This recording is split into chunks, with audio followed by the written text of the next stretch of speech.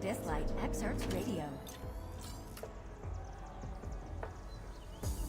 I walk alone till I see the sunrise over my shoulder.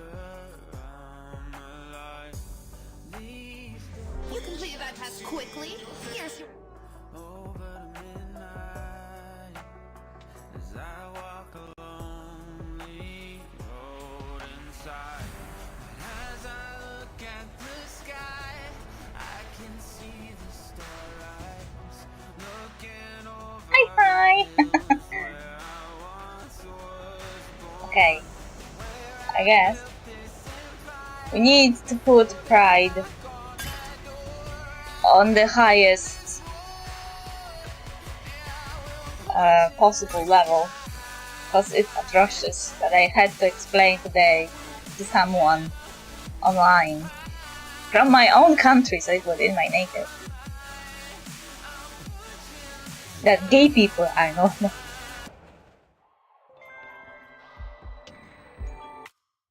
It's so sad, really so fucking sad. And why does it have to happen during Pride Month? Why can't they just find out for like 1 month? Like sit quietly on their asses and let us have it. Like, let us be happy for like 1 month. Well, the angle of that person was basically that gay people don't reproduce. And I reminded him several times that the bisexual and pansexual people exist. So it's not that all queer people don't reproduce. I also reminded them that gay people can have babies from other relationships before they realized they were gay. So they also have babies. And I also had to describe to that person that according to nature and evolution, homosexuality is valid because it helps with what? Because it helps with saving the babies. Like when you have two quotations heterosexual birds, the homosexual birds in quotation can help the baby grow up and make their chances of survival bigger, because they will be protecting that little chick when his parents can. So that's science, but he didn't accept my explanations. He even accused me of lying, and then suddenly he realized that I have a pride flag in my account. And was like, nothing smart will come from this mouth. And I was like, yeah, you notice now that I have pride flag, even though in my name it's like very visible who I am? Like, I don't know, that person probably doesn't even know English, because if they knew, they would understand my username. Anyway, that was so sad, and the saddest thing was that they said it was like nothing smart will come from my mouth because I'm queer. And I was like, I wasn't the one who insinuated that if you can't reproduce, you're unnatural.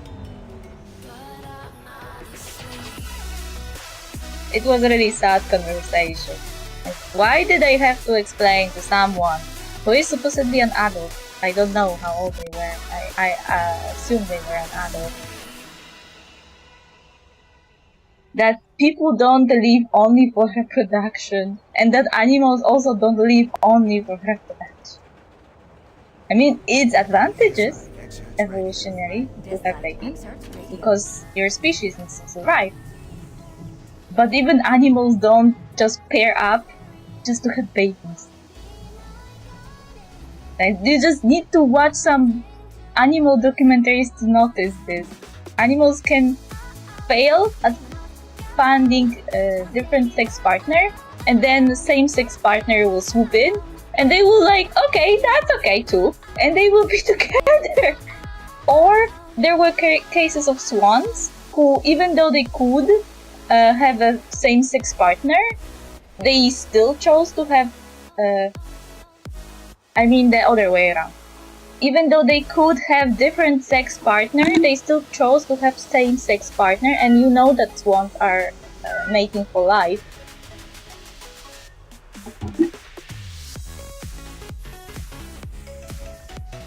So they choose to be forever with the same sex swan, even though other swans exist around. And it was also observed in zoos that some various animals and birds just randomly decided to be gay. Meow! Why are you getting into my monologue?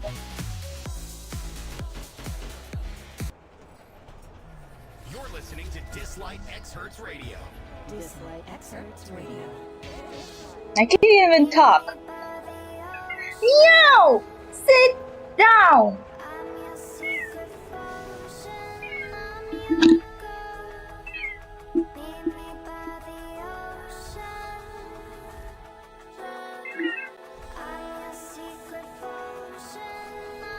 Okay.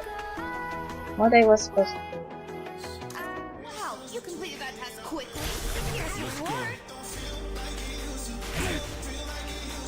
Take your bounty and then dance to my beat. Take your bounty and then dance to my beat. Take your bounty and then dance to my beat.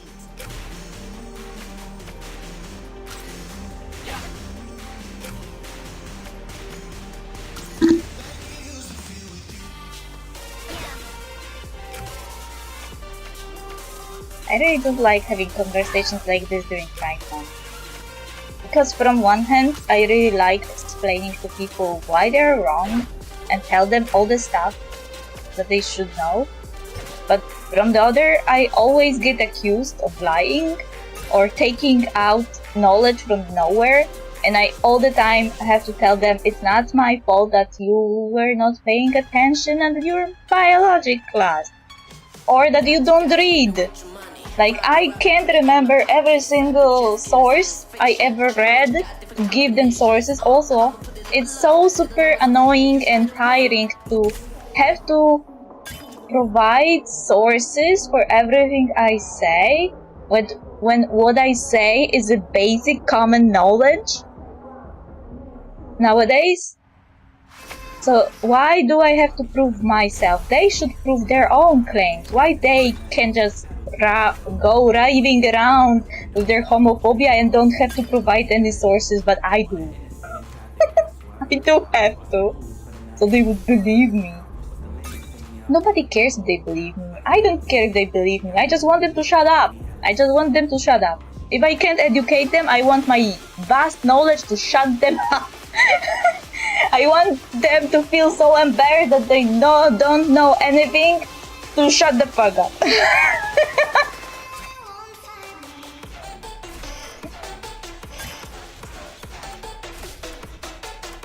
Science is one of my special interests. I am an autistic ADHD woman. Do they really think they know more than I do?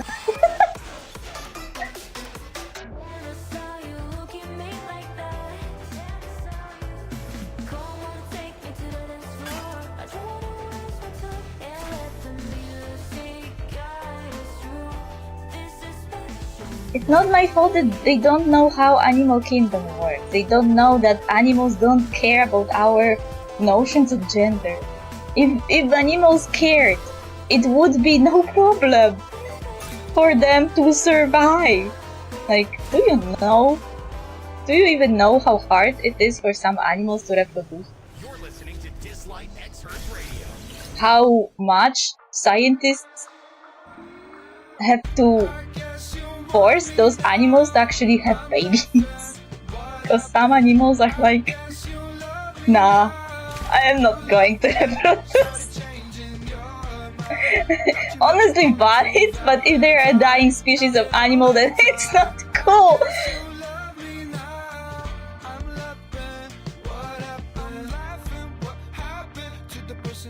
Okay, let's come back to the story, because Talking about homophobic people during Pride Month is sad. Let's be gay, do crimes. I tried, I couldn't get the truth that I didn't want to hear. Your tongue in Toronto is someone else's ear. The less I know the better, but ignorance ain't bliss. When I went through your phone, I said, who the fuck is this? I guess you. Devia Hotel. As the trio return to the hotel with the briefcase, Fatima confirms its contents: one stone tablet. Elif, is it true that the only cargo you guys transported were Esper weapons? I'm not sure, my sister didn't always tell me what they were shipping. And since I escaped from the Fangs, I haven't had much contact with anyone. What's next for you, Fatima? Chasing down the Fangs and the Shadows, of course. Couldn't you show the Fangs a little mercy? They haven't really done anything extreme, mostly just some protests, handing out flyers, things like that. Protests? The riots in Devia all turned violent, did they not? Well, yeah, but it wasn't their intention. Crime is crime, don't try to brush it under the rug. But members of the Fangs are all just ordinary people struggling at the bottom rungs of society. Maybe this is their only way to make their voices heard. You know what? I get this argument. Because this is argument we always use when our movements get a little violent during the protest. And usually we are not getting violent because we want to. Usually it's because of the police stuff. But in this specific case, those rioters, those protesters, they are protesting not against the powerful. They are protesting against people with powers. And it makes you really think about X-Men. That, like, okay, there is an Esper unit. And there are Espers working normally in society. But if that anti-Esper sentiment grows, you will quickly have the type of situation that X-Men are.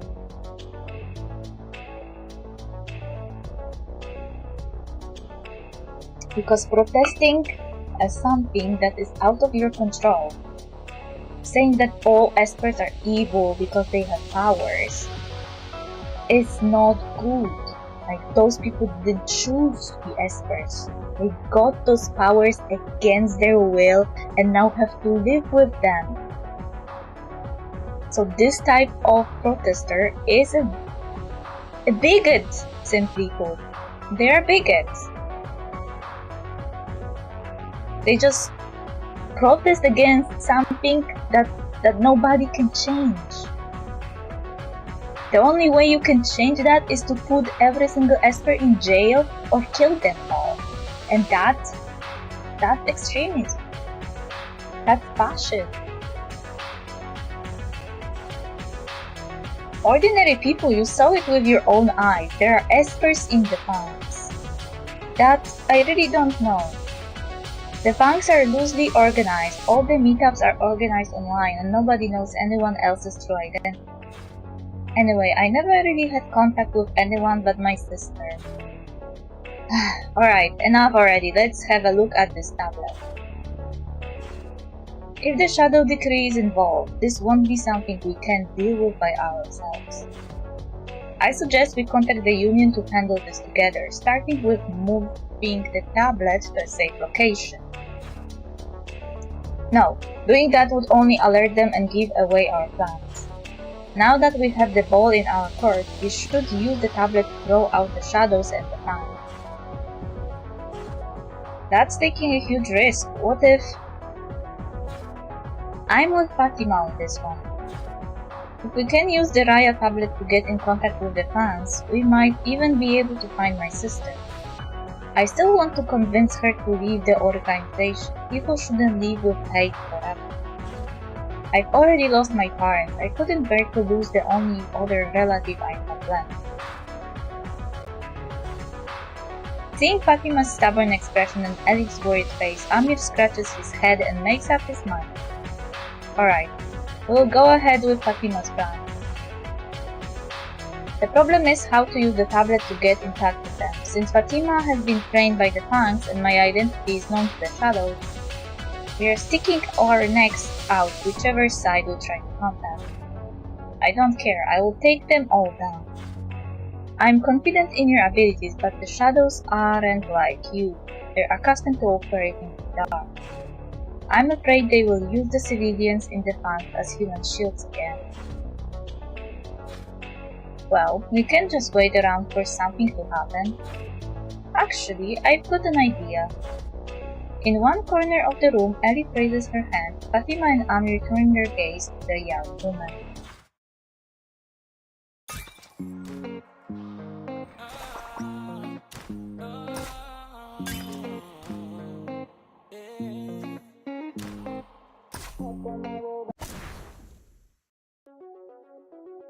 Levia Hotel.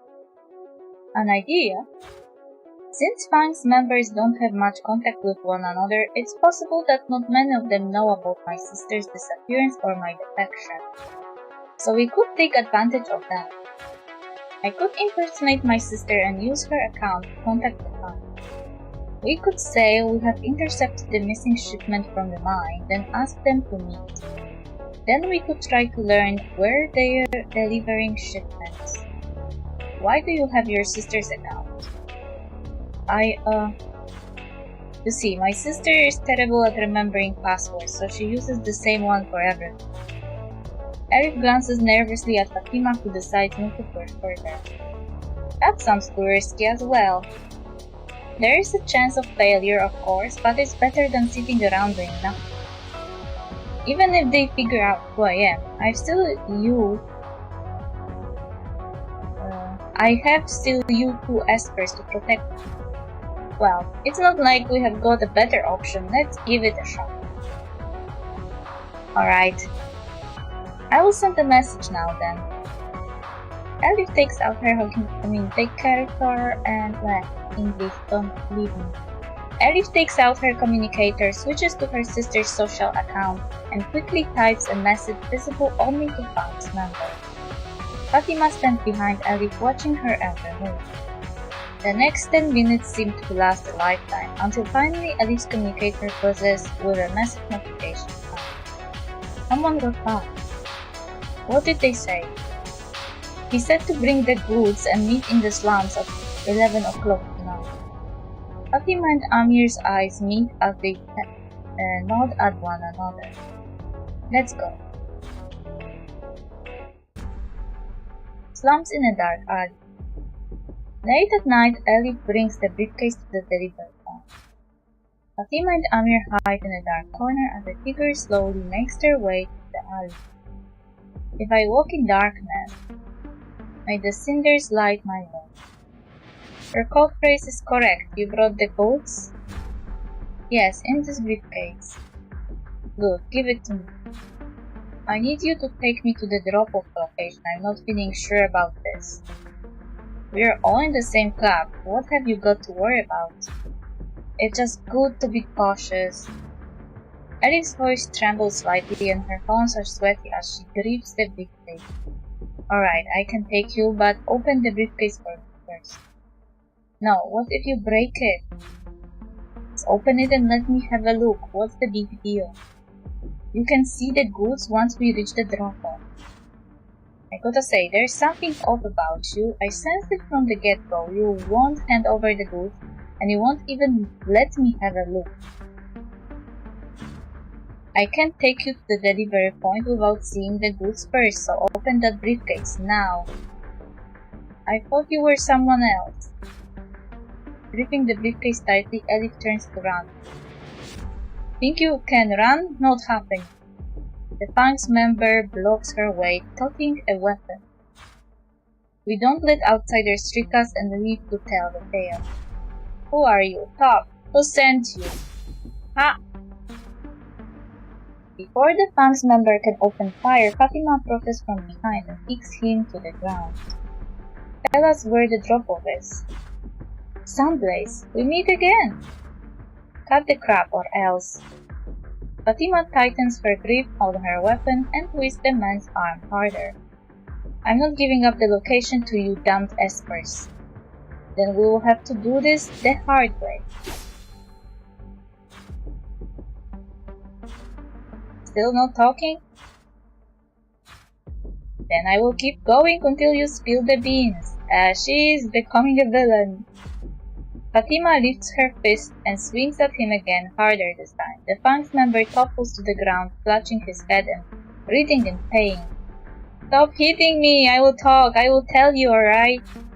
We make deliveries at the warehouse outside the city. I've got the location marked on the map in my pocket. Fatima takes the map and loosens her grip on the man, then turns to Ellie. Are you alright?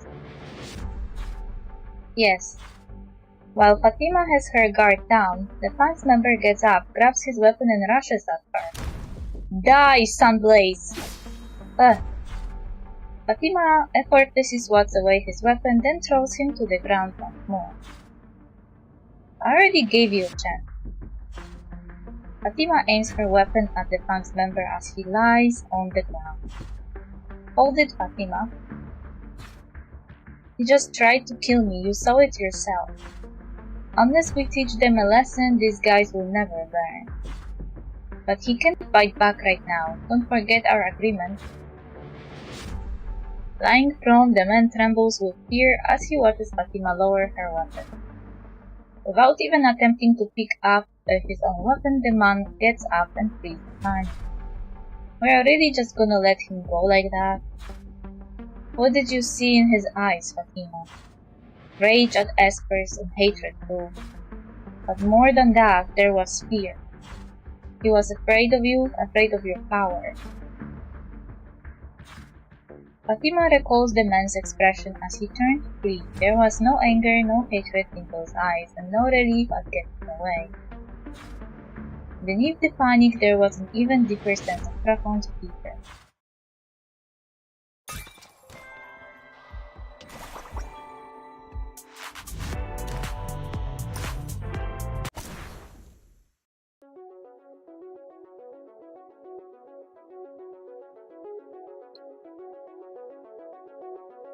With the trio back at the hotel, Fatima frowns on the delivery site marked on the map. According to these markings, we have to cross the slums of Levia and then enter the Karsh Desert. Oh. So they also have a Karsh Desert. I mean, technically this game is happening in something similar to our world, or so not. The slums are packed with Fangs members, so let's hope nothing goes wrong this time. I can be your guide, I'll drive too. I know the slums like the back of my hand, so I can keep you out of the areas where the Fangs gather. And the Karsh Desert is massive, so you will need a vehicle to get around. Thanks for your offer, but that won't be needed. I can't guarantee the safety of the next operation, so it's better if you stay out of it. But if my sister is there... Speaking of which, we don't even know what she looks like. Do you have a photo of her? Ellie takes out her communicator and shows the two a photo of her and her sister together. That's my sister Kalia. Kalia, I will remember it. Don't worry, if we find your sister, we'll bring her. Alright, I guess. Dejected Ellie nods and turns to leave the room. Amir tugs on Fatima's clothing and draws closer to her. You're not keeping her out of this operation just for her own safety, are you? Do you have doubts about her? Don't you think our operations have all gone a little too well since we rescued her? We got the briefcase back, then we learned there a drop of bombs, all without a hitch. And that sister she's always going on about, is she even real? I hate to say this, but I think hunting down Esper weapons for so long is starting to get to you. We rescued Ellie from the mine, so now she wants to help us. Isn't it normal for people to want to help each other? You could have chosen not to rescue me back then, but you helped me anyway. It's not the same. She used to be in the Fangs, I know. It understandable that you have concerns, but we are really pressed for time right now. We'll need her help if we want to cross the slums without the punks finding out, and then we have still got to traverse the desert. And this lead might be the only thing we have got to help us keep the investigation moving forward. Alright, we don't know the people nor the place, so we do need a guide. So you agree? Don't make me repeat myself. Alright, I will go tell her. Amir rushes out of the room, hurrying in the direction in which Elif went. Fatima stares out the window into the pitch black night, deep furrows in her brow.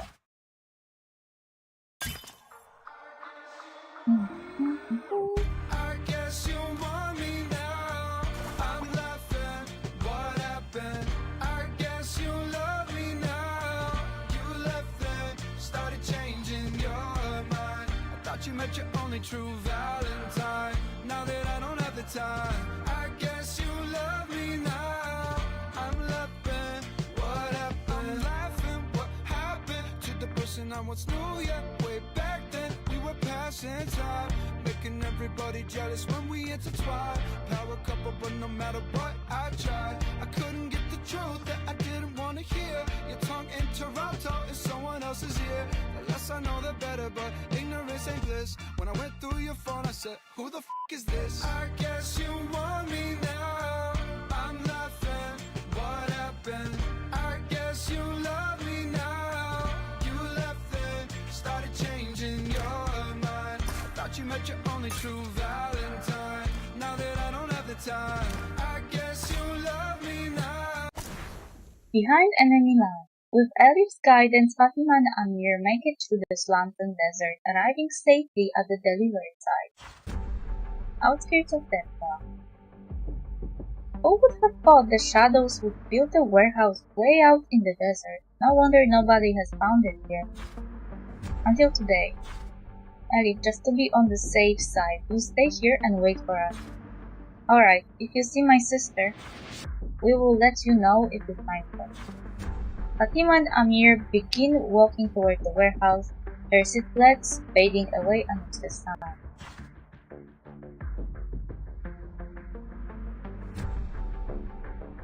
A laboratory. Is this really their delivery site? Shh! Don't let them know we are here. The two continue down the corridor, carefully surveying the area. They find several Shadows members guarding the door to one lab. That's odd. How come this lab is the only one with this many guards? We'll find out once we're inside. Nodding to each other, the two raise their weapons and charge toward the Shadows members. Who are you? We have got a delivery for you. Ah!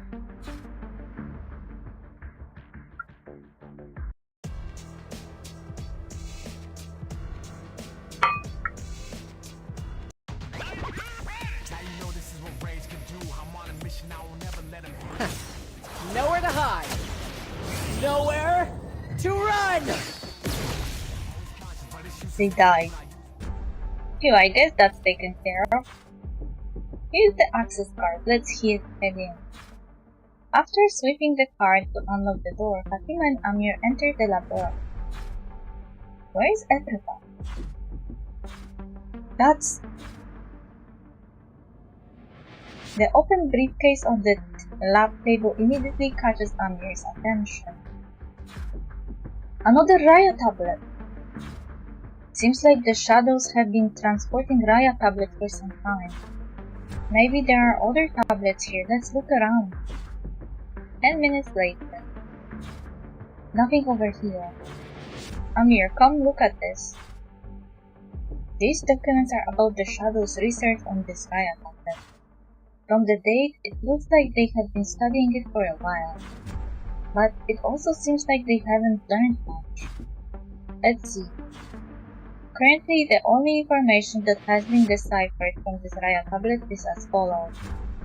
Firstly, the Raya regarded the arrival of miracles as trials from the god, calling them miracle trials. Arrival of the miracles, miracle trials sounds exactly like our current situation. So we're not the first civilization to encounter the miracle. Does that mean the miracles are what caused the riot to disappear? Keep reading. Amir skims the Shadow's research documents until another entry catches his eye.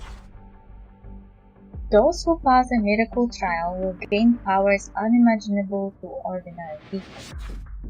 Powers unimaginable to ordinary people. More powerful than the Espers of today? Perhaps otherwise, why would the Shadows be so eager to get their hands on the Raya tablet?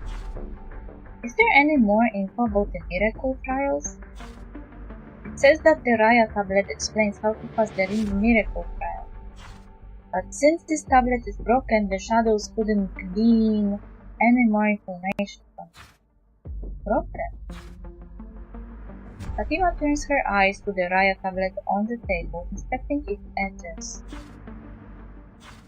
Look closely at the broken edge of this tablet. I think it matches the one we got our hands on.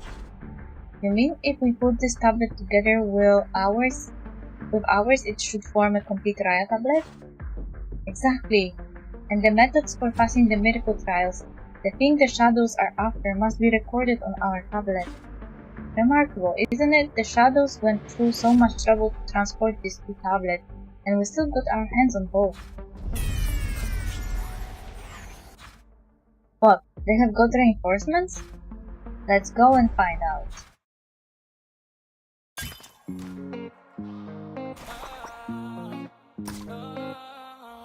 What did Fatima and Amir find in the Shadow of the Crystal Ball? Another riot.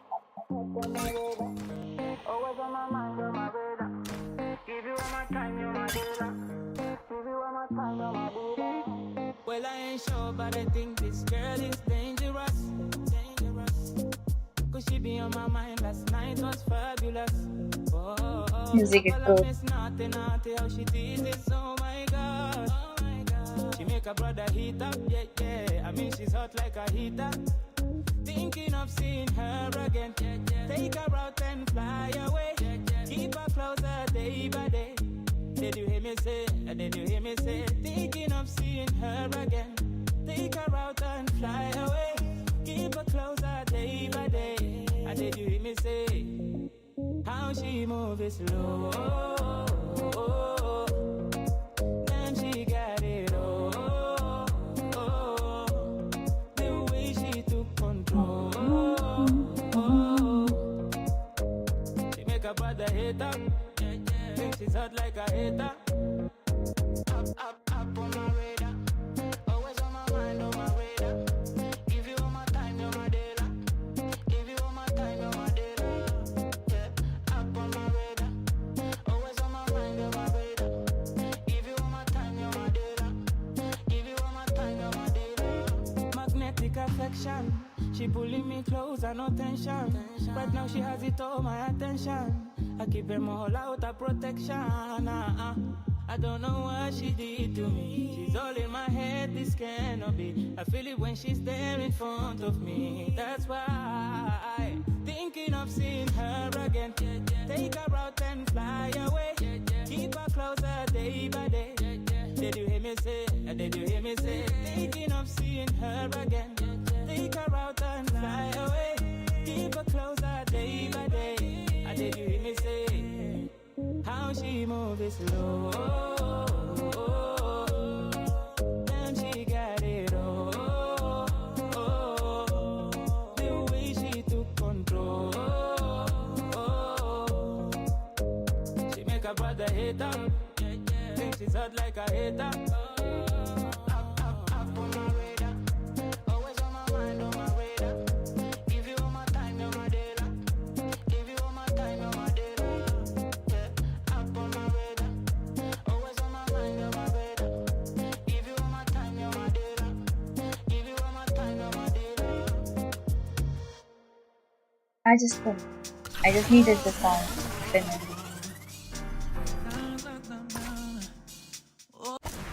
High alert. Warehouse. Fatima and Amir leave the lab with the tablet as an ear-splitting alarm rings through the corridor.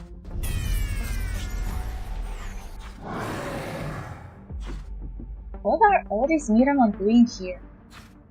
They must have come out of the incubators in the other labs. Help me! Help me! That voice, Ellie? Miramon, get away from me! What is she doing here? That's sus! Ha! Fatima slices through the Miramon in a single move, while Amir rushes Ellie. Are you alright? I'm okay, thanks for saving me again. Why did you come in here? No time for explanations, let's handle these Miramon first.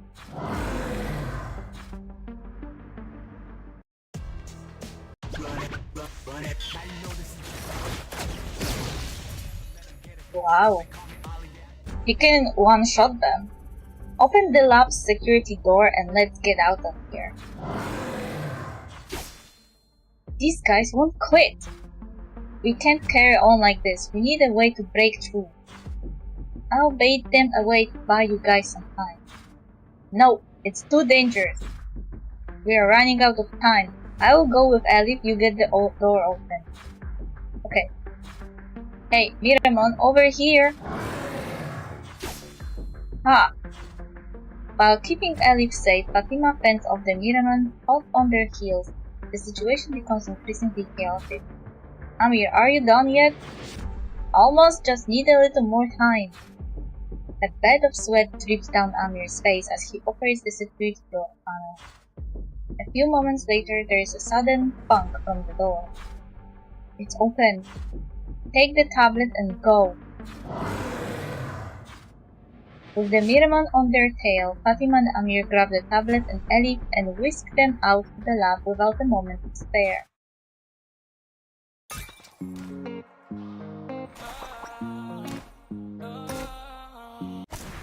Fractures.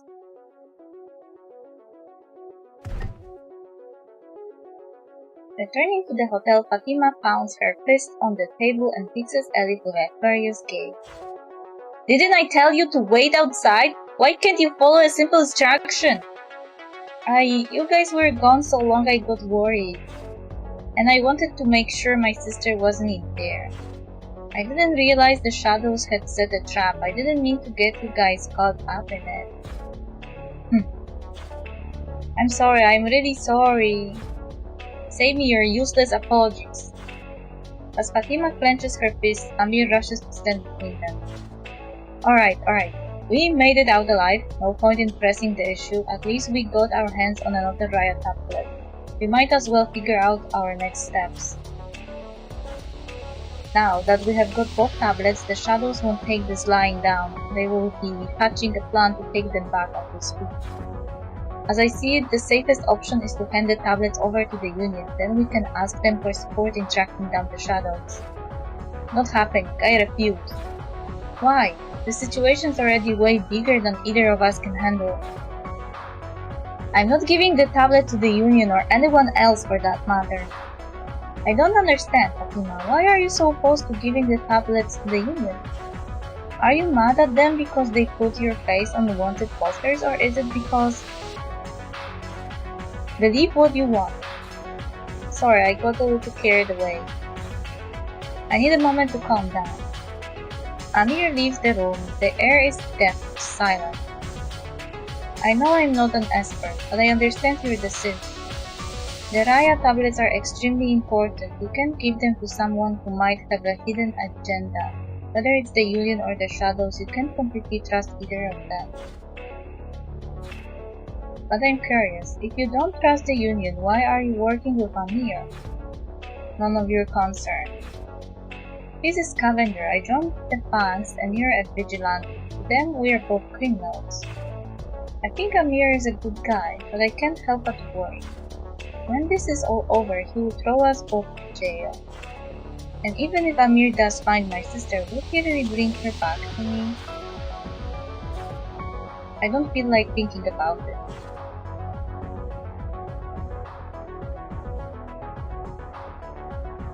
I'm starting to getting extremely suspicious of Ellie. Because now, even though what she says makes sense and is logical, it kind of feels like She wants them to start mistrusting each other. Seeing Fatima's lack of response, Elif doesn't push the matter further and simply leaves the room. Fatima sits quietly in the night, darkened room, her eyes illuminated by a single candle.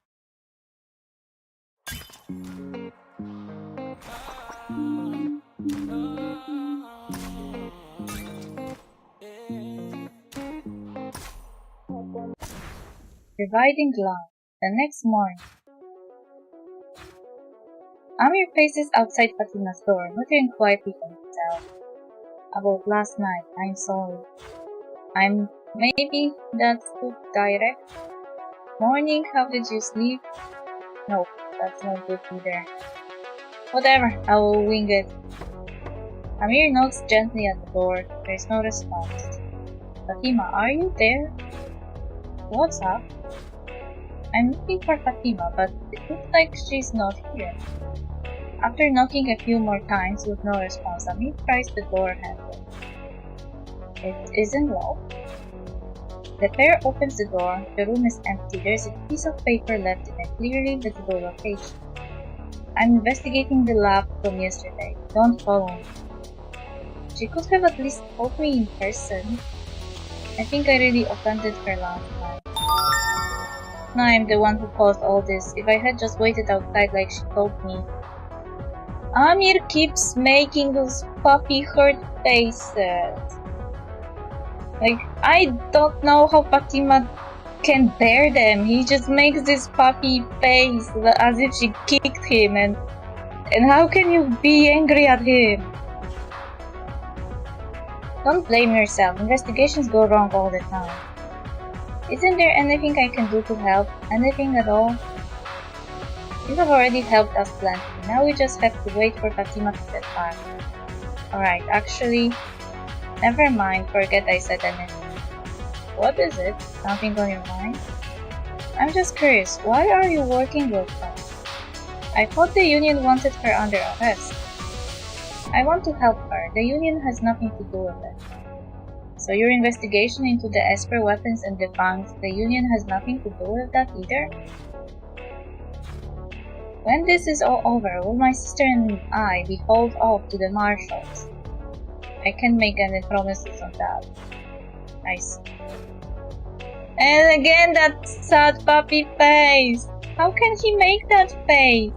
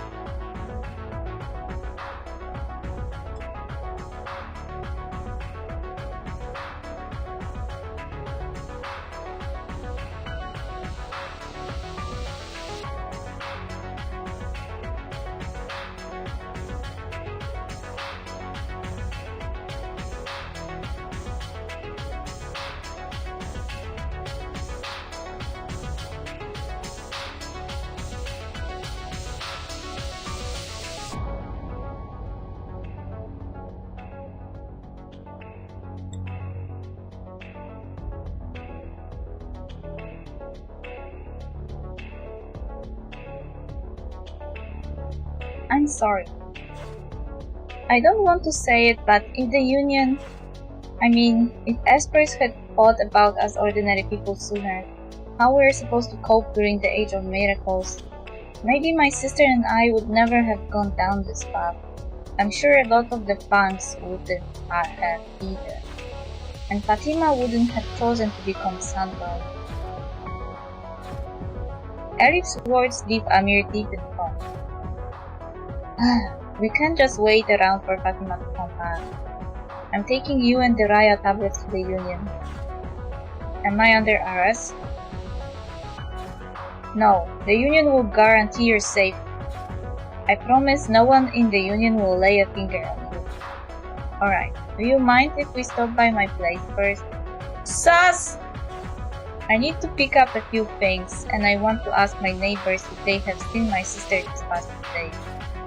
If there's any news of her, maybe I can take her along with me. Of course. I don't like this. They are now divided. They are not together, and it's easier to trick them.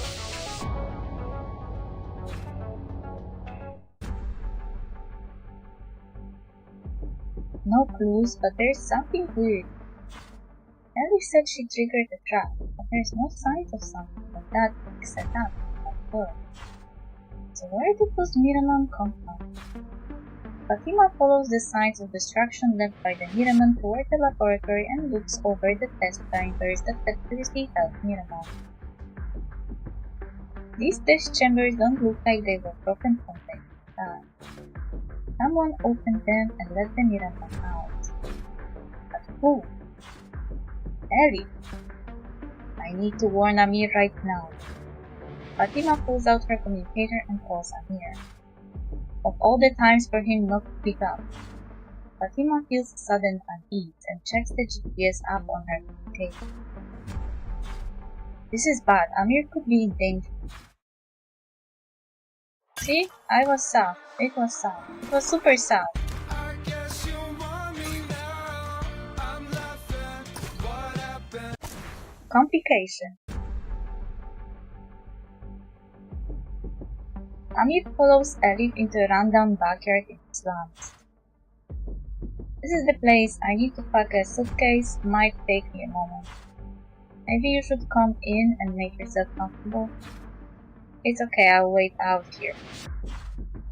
Elif nods, turns, and enters the house, while Amir waits for her outside. Moments later. Are you finished yet, Elif? Want me to come inside and take a look?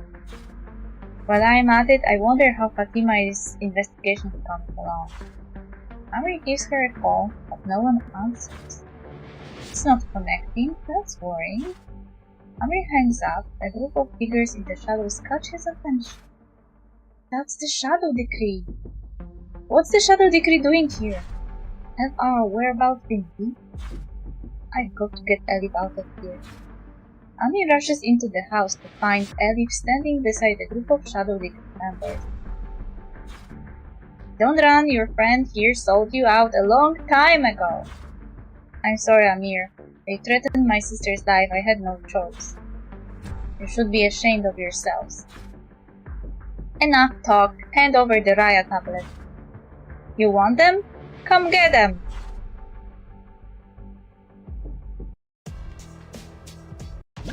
Who's that?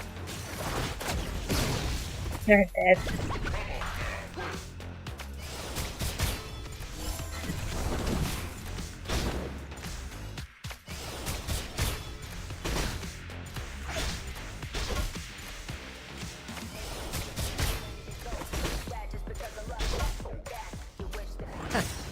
Nowhere to hide.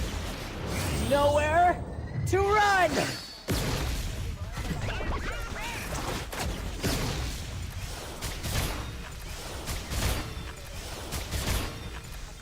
What's happening? Why there's no damage done? The shadows have strength in numbers and Amir isn't strong enough to hold out against the assault. Oh, he even looks beaten up. Now hand over the tablets and we might let you live. I'll never give them to you. Ugh! The Shadow Decree member launches a swift kick at Amir. The briefcase he was holding falls to the ground. You're stubborn, I can fix that. Ugh! Before the Shadow Decree member can move, Fatima sends him crashing to the ground with a kick and stands in front of Amir. Don't even think about it. I'll pull them off. You guys get the tablets out of here. But what are you waiting for? The tablets are gone. What? And so is the girl. You mean she... Don't just stand there. After her. Affirmative. The Shadow Decree members move away from Fatima and Amir immediately rush out into the streets of the slums. So she was after the tablets.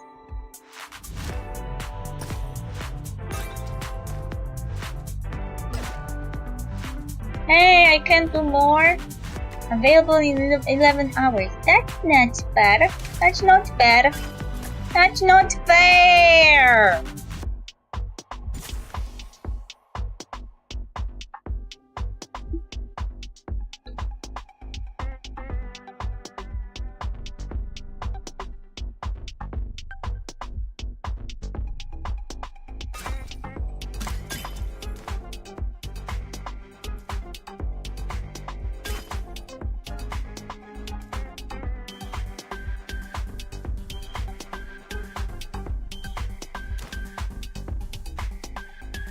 What? Those are boxes with 5 stars?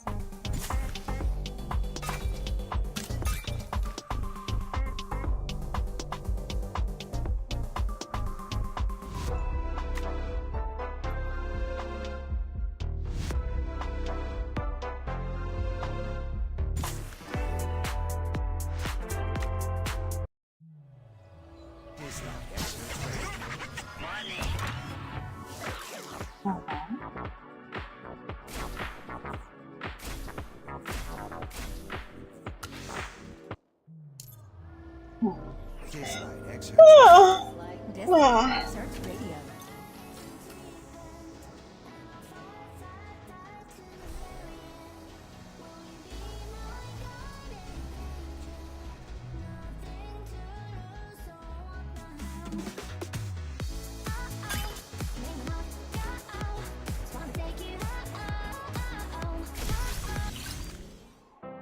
I wouldn't change a thing even if I could. I'm feeling so Memory good. Living this Instant life to the copy fullest of like I should. Growing up I knew I get there if I push. I wouldn't change it if I could. I'm feeling so grateful for my talents. I'm hype, I'm balanced. No sweat off my back, but they be sweating in the gallons. Bad days in the rear view, I got good days in my mind.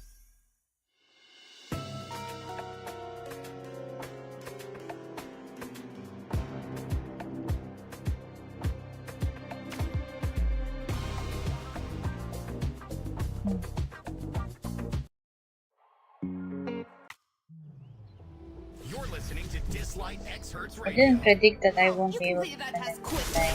Here's your reward. Take your bounty and then dance to my beat.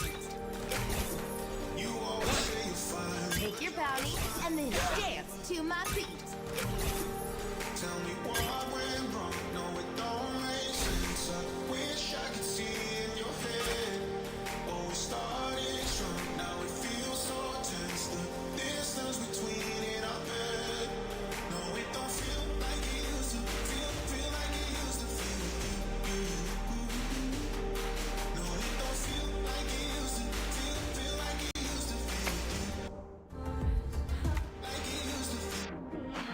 Proud of you, let yourself be happy for you.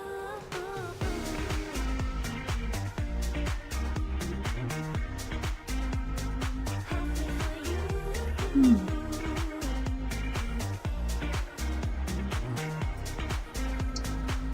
We barely played for 1 hour. Make you see the growth. What games like that on time? Ways. Everything that we go through.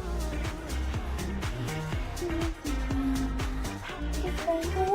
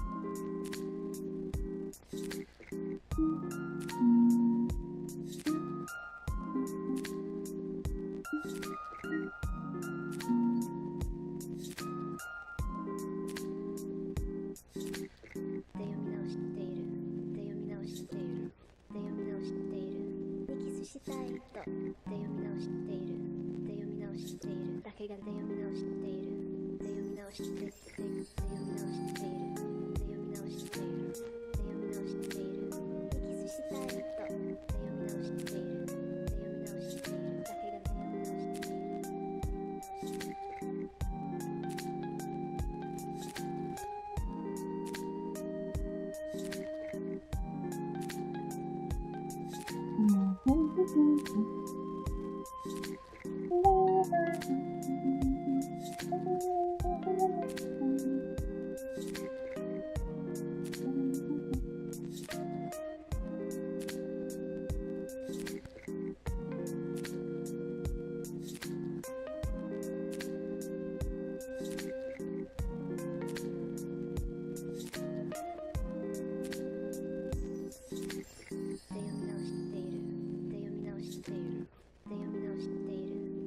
したいとで読み直しているで読み直しているだけがで読み直しているで読み直しているで読み直しているで読み直しているで読み直しているでキスしたいとで読み直しているで読み直しているだけがで読み直しているで読み直している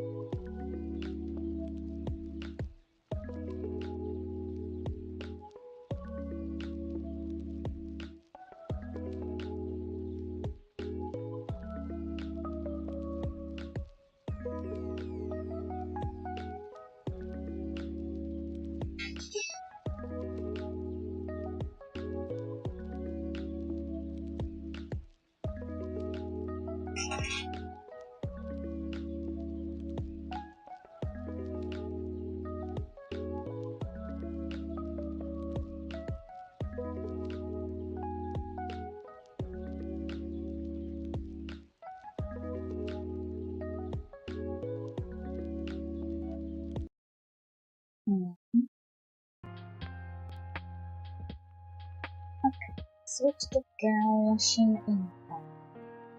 Genshin Impact! How is Genshin Impact?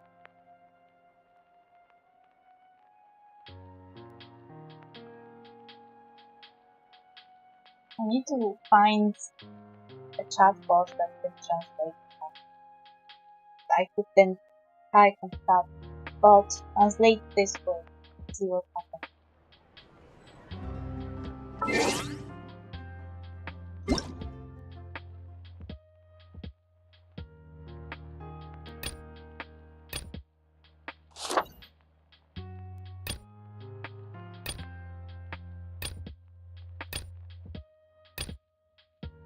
These banners look so weird. Sigewine's colors are completely not going together with Rodaria or Gaming. Like at all.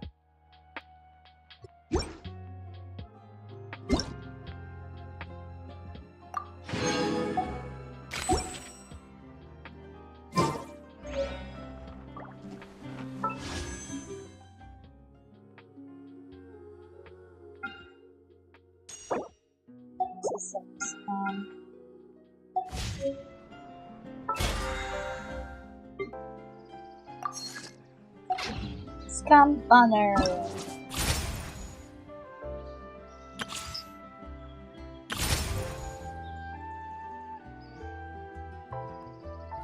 Wow, what's this? an event that has only 4 days. I guess we can start it.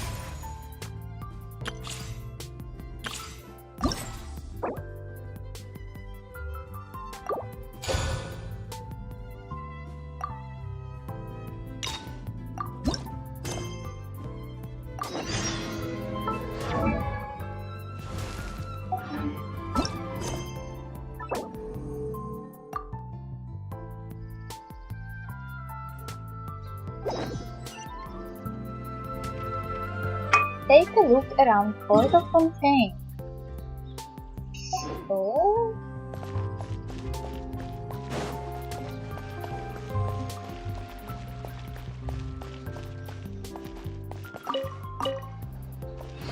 Oh, I was looking around.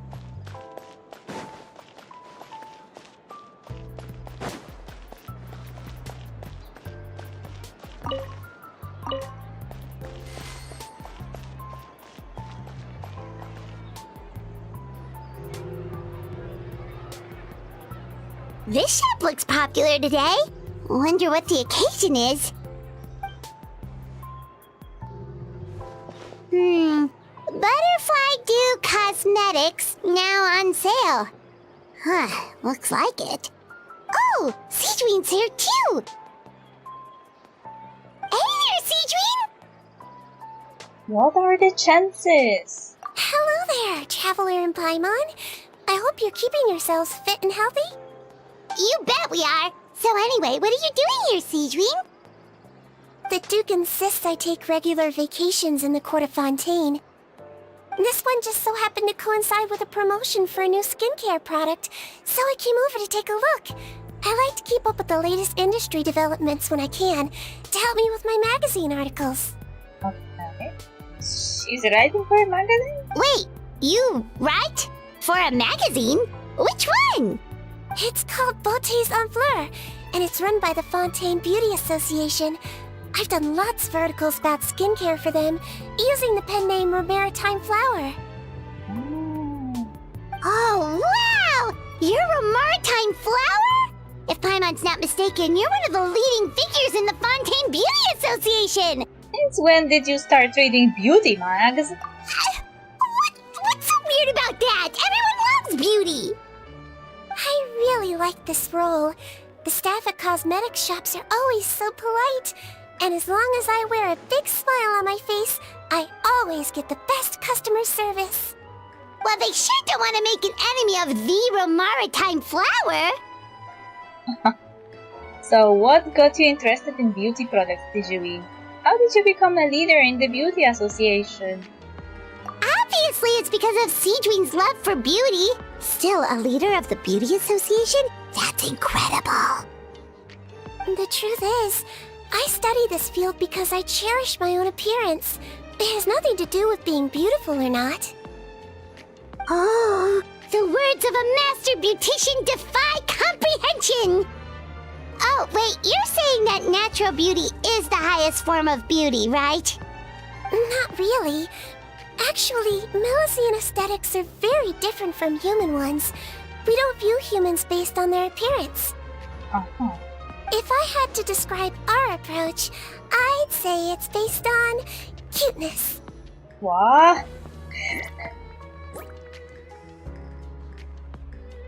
So they are valuing people based on cuteness, I guess. Some people don't qualify. Oh! Really? Yep. Still, I really value my current appearance, and in the process of taking care of it, I've ended up learning quite a lot about skincare and stuff.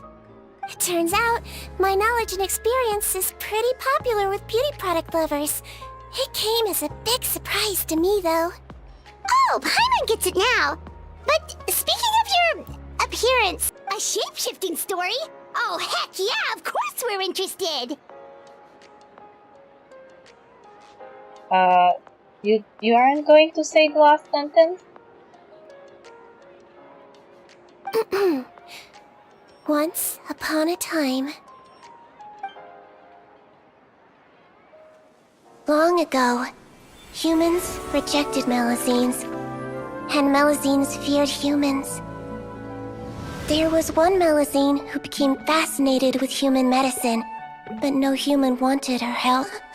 And there was one girl who liked Melusines, so no humans would make friends with her. So, the Melusine became the girl's friend, and the girl became the Melusine's patient.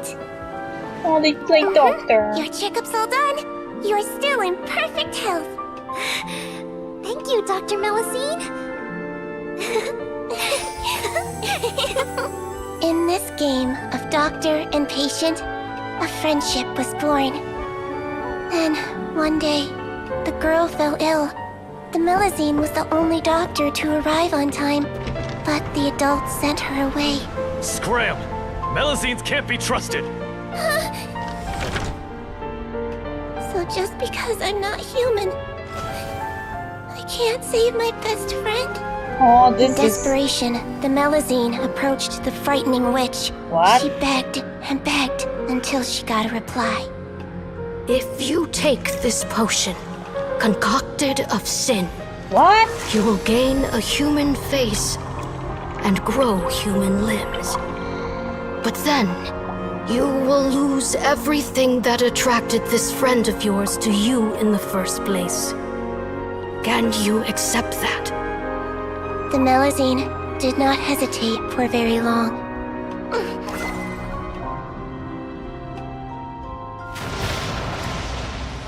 On a rainy night, a little doctor knocked on the girl's door. The doctor wore a hood and raincoat, maybe to protect her from the rain, but maybe also to hide a secret. The little doctor held the girl's hand and treated her illness, just as she had so many times before.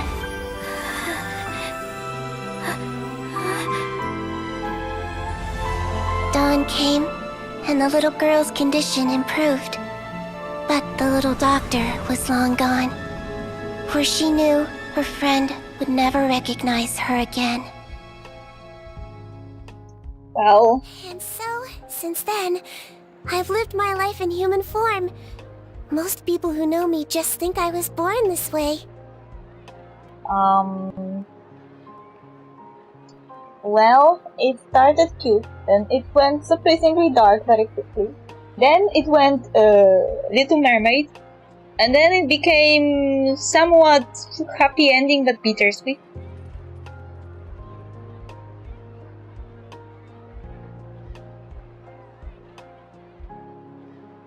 Ooh, a witch? A potion? Why does this sound like a fairy tale? Trust me, it's a true story. Must be the way you told it then. It just sounds so... You're an incredibly kind person, Pichu. Yeah, not every Melusine would take human form to save their human friend. That must have been a huge decision. Treating patients is a doctor's duty. We must always find a way, even when the going gets tough. Ugh. It's so crazy that they turned you away just because you were a Melusine, especially when their daughter was so sick. Well, sometimes appearance can be a real barrier. But that was a long time ago. I like how I look now anyway. I'm too! You're super cute this way. But she was also super cute as Melusine. Now I will feel sad that Sigewine doesn't look like her Melusine version. Attention customers! Thank you all for waiting. Now, on behalf of our skincare partner, I'm delighted to announce that our exciting new product is now officially on sale! Well, there we go. Let's have a look, shall we? Oh, Paimon, if you want to buy any skincare products, I'll be happy to give you some suggestions. Really? Personal advice right from a leader of the Fontaine Beauty Association? What an honor! Allow me to introduce our newest skin lotion, Butterfly Dew. I'm sure many of you have already read about this product's trials in the newspapers. To say that it improves skin quality is an understatement. This product gets its name from the way it transforms your skin and makes it glow anew, like a butterfly emerging from its chrysalis and spreading its wings for the first time. We are thrilled to have the inventor of this fantastic product with us here today. Please welcome Mr. Rawat, a researcher from the Fontaine Research Institute. Now, without further ado, I'll hand over to Mr. Rawat to tell you all about what Butterfly Dew can do for you. Thank you. Hello, everyone. I'm Rawat, and I developed Butterfly Dew. Wow, what a looker. Wow, this is what you think of first? He's a researcher? Wow, he's really challenging the stereotype. It seems that everyone is surprised by my entrance. Or should I say, my appearance. I mean, it makes sense. They are selling beautiful things. I'm well aware that researchers are generally better known for their brains than their dashing good looks. In that regard, I do believe I break the mold somewhat. Of course, appearance is a skin-deep way of defining a person. And yet one's appearance can be a very real set of shackles, holding a person back in their life. And why do you think that is? Because people are shallow fucking assholes. They will judge you based on how you look and make your life miserable, even if you're the kindest person alive.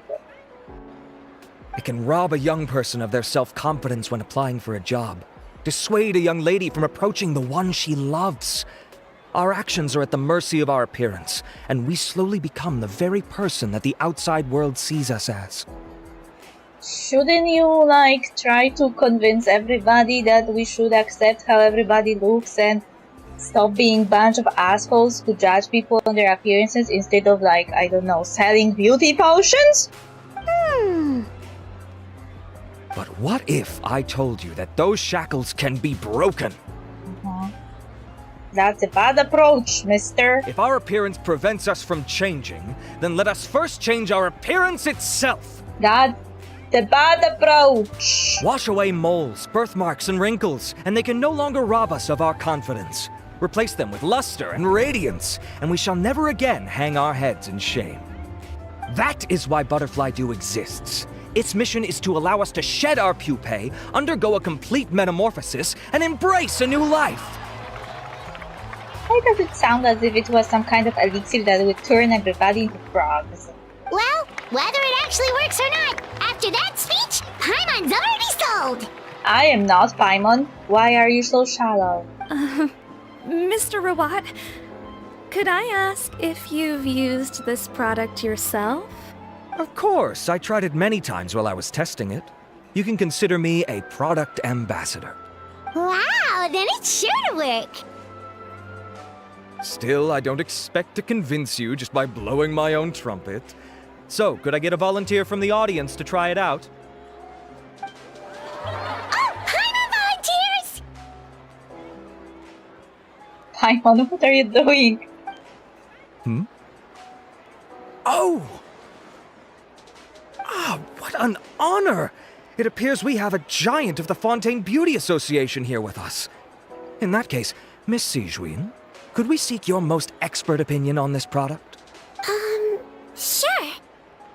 Whoa, is that Romaritime flower? They say she's the pickiest user of skincare products in all of Fontaine. Here you go. She could destroy their brand in a second, or make it the most seeked product in the entire city. Well, it's very kind to the skin, and the absorption rate is high. Even for Fontaine, this is a first-rate product. Wow, now that's high praise!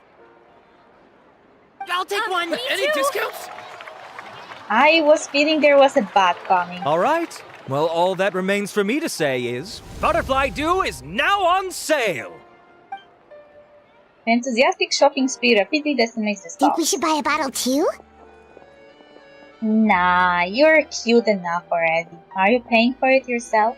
Aww, really? Well, it's still good to care for your skin though, right? Paimon definitely feels kinda rough from being exposed to the elements all the time. And if you're worried about whether it's the right product for you, well, luckily for us, Sigewin's here, so we can get an expert consultation. The warmth of life. Well, what the name of the quest doesn't really...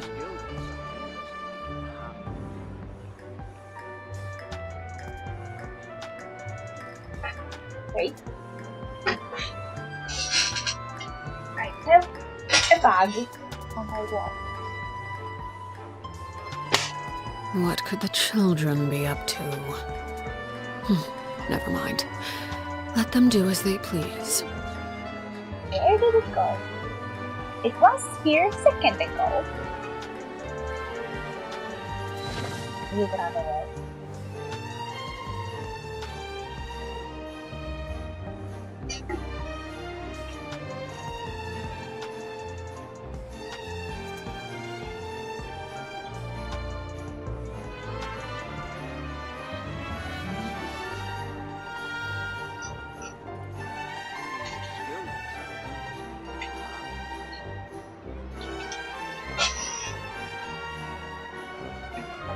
I don't know if I killed it. It definitely fell. Looked like a spider, but also like not a spider. Looked like as if a fly and a spider had a baby.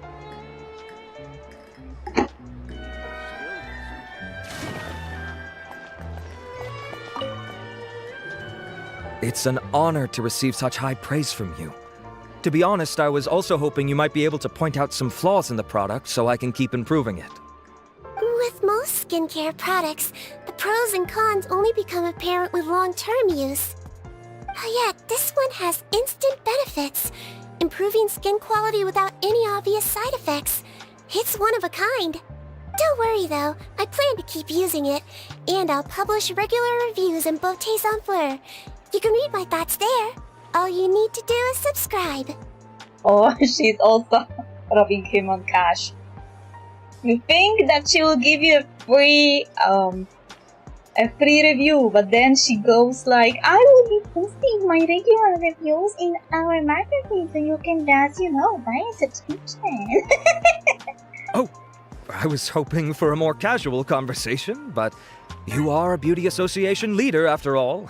I understand if you want to keep this professional. Sigewine! Oh, excuse us, Miss Beauty Expert, but do you think this product is a good choice for me and her? Wait, are you the renowned traveler?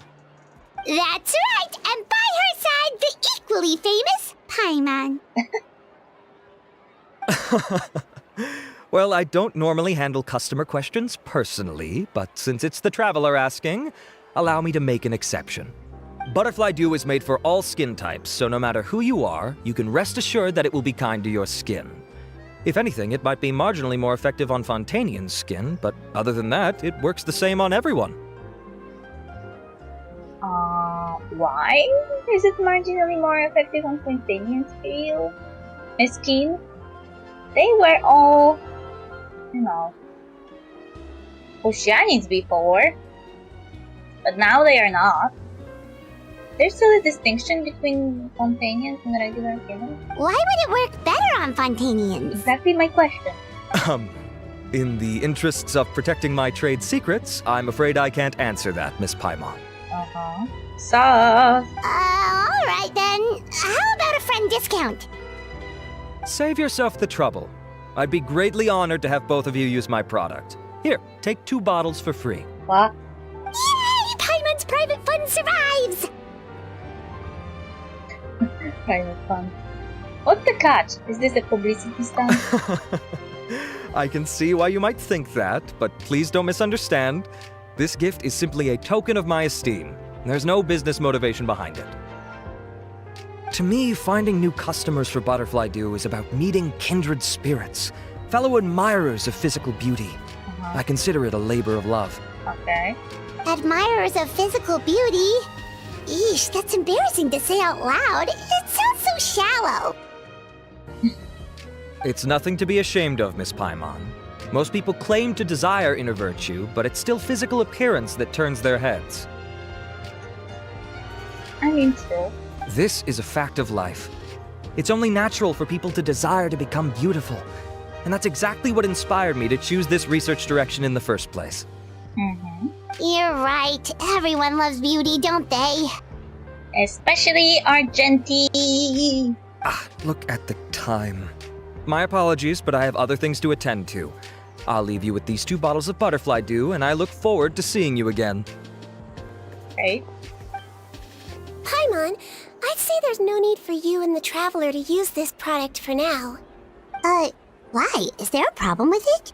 The quality is fine. I just think there's room for improvement. I think I could add some ingredients to the mix to make it more effective. Really? Then why didn't you tell Rawat about that? Researchers are a very special breed of human. You can point out their flaws to their face and they won't mind very much. But if you tell them that someone else could do a better job, ooh, now that'll make them really upset. Why?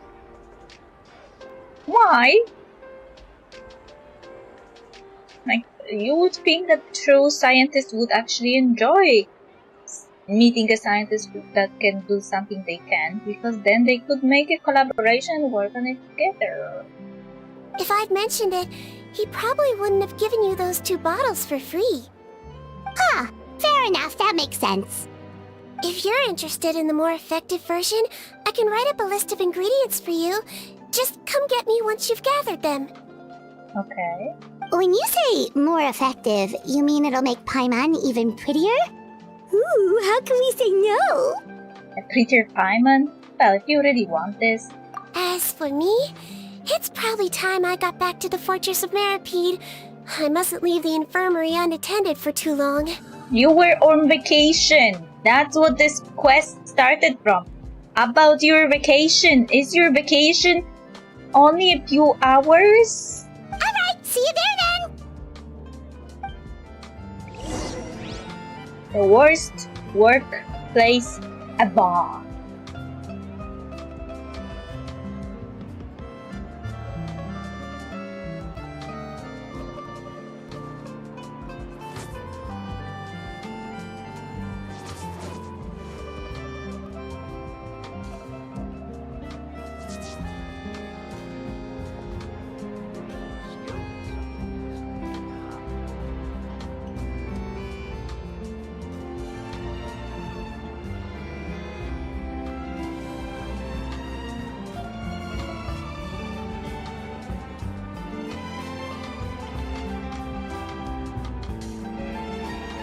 Staring into my eyes is ill-advised. I can't promise you'll like what you see.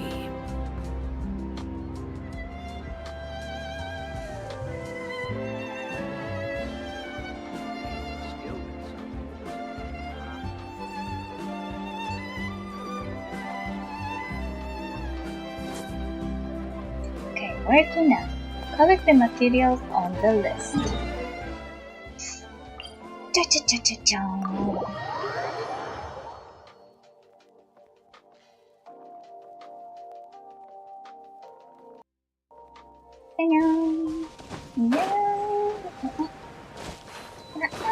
Just up ahead, Traveler!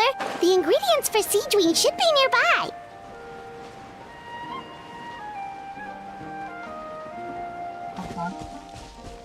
I will get away with murder. Overruled!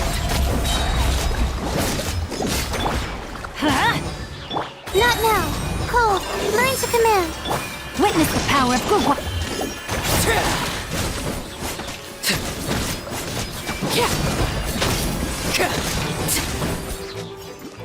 I got away with murder.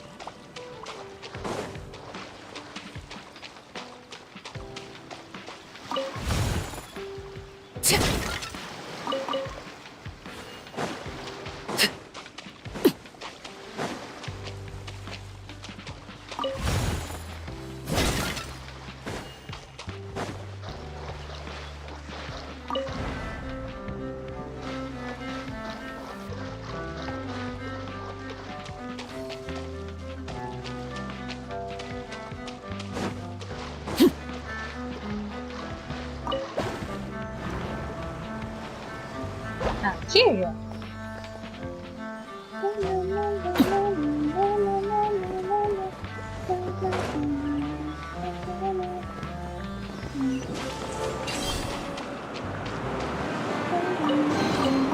An impressive bounty.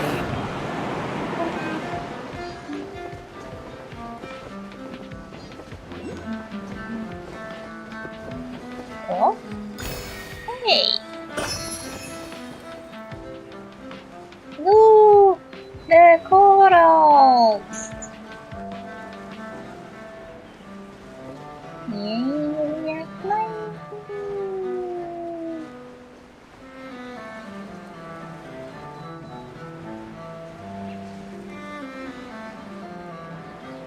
I will never get tired of the diving and doing like cool.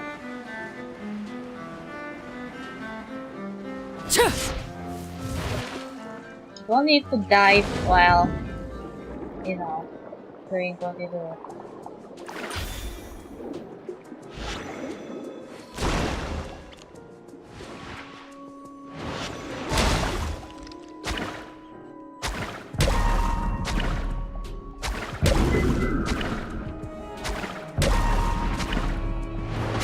Great! That's everything! Let's head to the Fortress of Mirapede!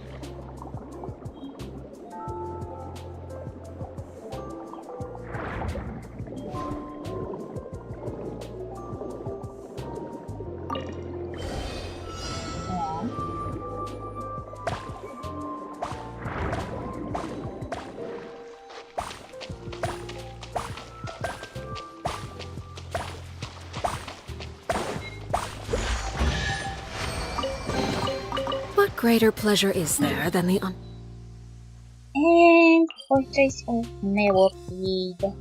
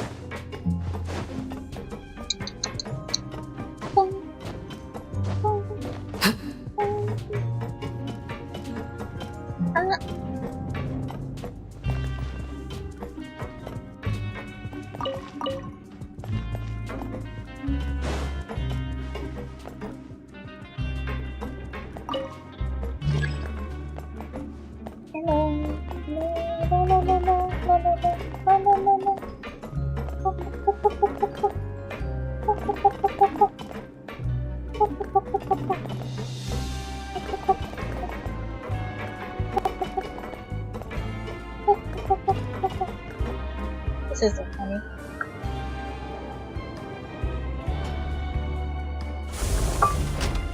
Yay!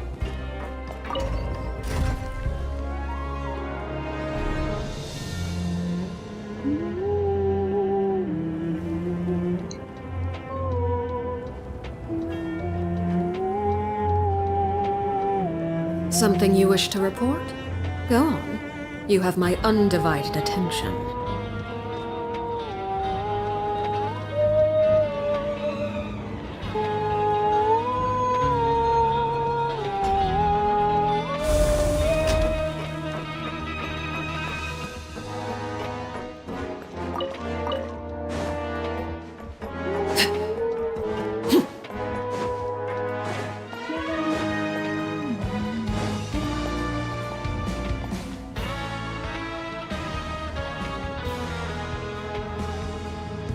What?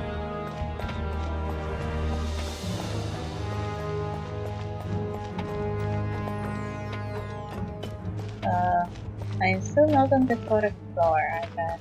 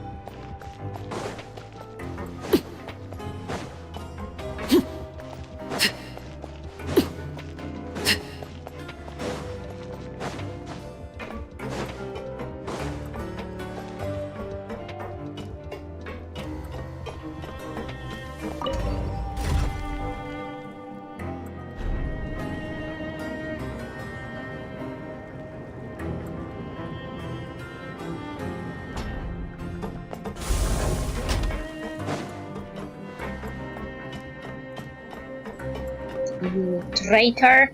I thought you weren't on this spot.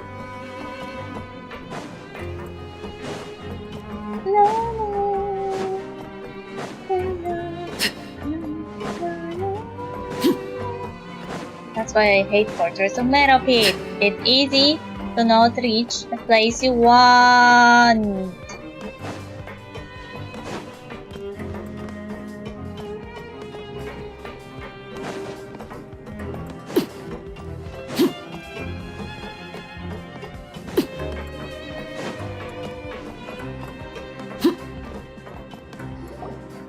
Whoa, the infirmary is packed! Please, you have to believe me. I saw it with my own eyes last night. Another me! He looked exactly like me. What? Got it, okay. I've written down everything you told me. Now, I have a few tests to run. Take a deep breath, and don't worry, it's nothing to be nervous about. First, which finger am I holding up? Your index finger, but I'm telling you, my mental state is fine. I'm not crazy. Very good. Now, on to the next. Hey there, Your Grace. It's been a while, huh? Ah, it's you two. Indeed it has. I would offer you some tea, but I'm afraid the timing is unfortunate. Duty calls. No worries. Actually, we were looking for Sigewine. Do you, know what all of this is about? This inmate came running to the guards in a panic, claiming to have seen his exact doppelganger. A doppelganger? Doesn't that just mean someone else kinda looks like him? And that's what I thought when the report first reached my desk. But we've inspected our records. No one even vaguely resembles him. Considering how certain he is of what he saw, I can only surmise that he's having some mental issues. So I brought him for a medical evaluation. Alright, very good. Take a sip of water and rest for a bit. Evaluation complete. I couldn't find any symptoms pointing to a physical condition. I see. So do you still believe there's more likely to be an issue with his mind than his body? I have to assume so for now. Psychological issues are more difficult to detect. At this stage, we can at least confirm that he is in command of his cognitive faculties. The rumor mill will go crazy if word of this gets out. Guards, take him to the ward for a period of observation. The Marechaussee Phantom has requested my cooperation on a case, otherwise I'd deal with this myself. Sorry for the trouble, head nurse, but I'll have to leave this to you. No problem, Your Grace. I'll add him to my observation list. By the way, we have a couple of guests here who've made the trip just to see you. I imagine it must be important. You probably won't need to add them to your observation list, though. Oh, Traveler, Paimon, it's you. Hey there, Sigewine! It's actually not that important, but... I'll be in my office if you desperately need me. Goodbye for now. Okay, bye-bye! So, Sigewine... Would you mind waiting for just a moment? I have another patient to see. Just find an empty bed and take a seat. I won't be long. Oh, sure. Sigewine, we've brought him. And he seems to have taken a turn for the worse again. Okay, don't panic. Let's start by sitting him down here. Paimon had no idea how busy it can get for Sigewine. Maybe now's not the time to ask for her help with skincare. Patience, Paimon. She will help us. We just need to wait. In the meantime, we could offer to help Sigewine. Good point. Besides, it might actually be interesting to observe her at work. Well, this could hurt, so I suggest you take a deep breath first. Did his face melt? What happened to him? It's anyone's guess. His face melted off shortly after arriving at the fortress. But since he's a serious offender, he can't be allowed out for medical treatment. Best we can do for now is ask the head nurse to give him something to manage the symptoms. Oh, this is gonna be awkward. We still need to bring him to the Marechaussee Phantom for questioning. What if he scares them half to death? Will that be our fault? The Marechaussee Phantom? Does this have something to do with the case Risley's dealing with? Yep, it was a huge case. They bagged a few dozen crooks in one fell swoop. And this guy's the baddest apple of the bunch. He harmed countless people. And now, it looks like it's all finally catching up with him. You done gawking? Not yet. I need to check the severity of your ulcers to decide the right dosage. Don't worry. We Melazines have a very different sense of aesthetics from humans. To me, he just looked like a little kitty with slightly scruffy fur, but still just as cute. Don't patronize me.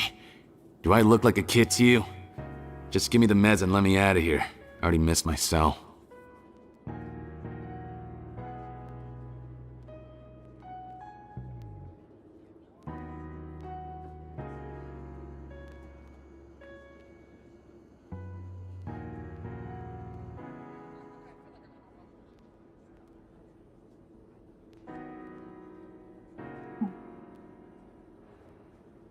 Hey, lose the attitude. You dare talk back to our head nurse like that again? Your days are numbered. Oh, it's fine. Okay, I'm going to apply the medication now. Tell me if it hurts, alright? Look how nice Sigewin's being. And he still talks to her like that? What a nasty piece of work. Can I leave now?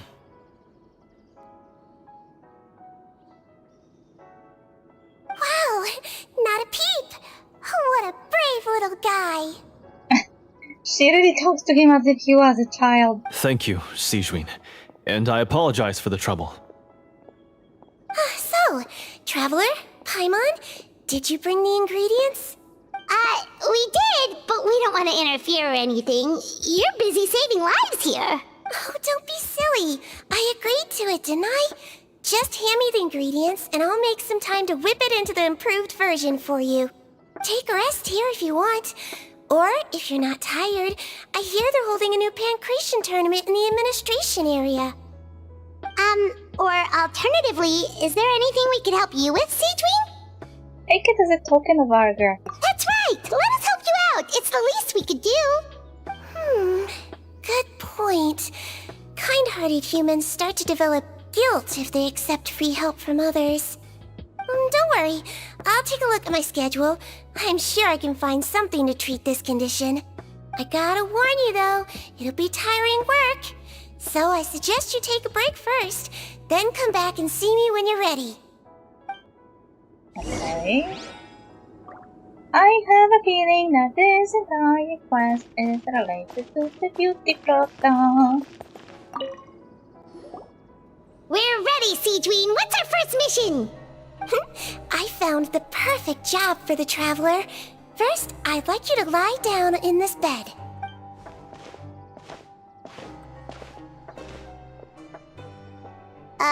What for? I need you to pretend to be sick. What? Oh, is it that difficult? I thought you did a pretty good job last time. Lol. Oh, so you knew. I sure did. She was way more interesting than the usual malingering inmates. When you played along very well, Paimon, I observed you two for quite a while after that. Well, this is awkward. But why do you need us to do it again now? No time to explain. My next patient will be here any second. Oh, please, just do as I say. You can, pretend like you've got a nasty headache. And throw in some dry heaving for good measure. Okay.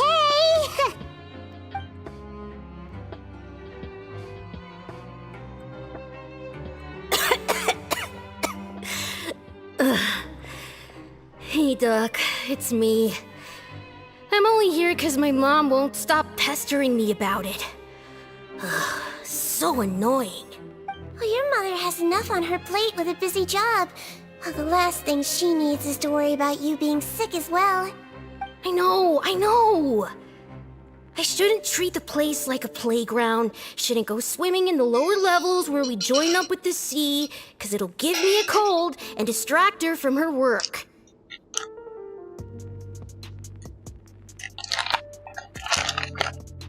Why are we talking as if getting sick was a child's fault?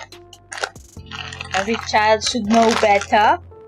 It's a parent's responsibility to worry about the child that is sick. I thought I'd be able to have some fun here at the fortress for a few days, but it's always, don't do this and don't do that. Alright, sit yourself down and I'll take your temperature. Your fever still hasn't gone down. Well, here's your medicine. 1 cup for starters, and we'll see if it helps. But Doc, it's so bitter. Do I really have to drink it?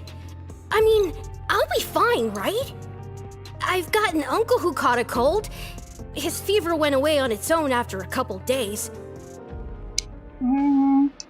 Yeah, technically you could without any medication, but it would be more strenuous on your body. Can't you just write me a note saying I'm on the mend?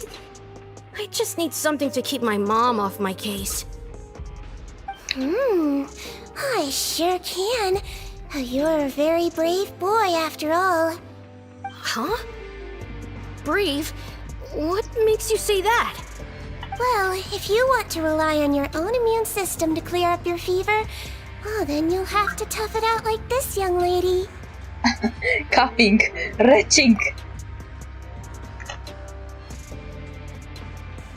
Paimon, did you get it? Hang in there, traveler. Are you gonna puke? Paimon can get you a paper bag. Huh?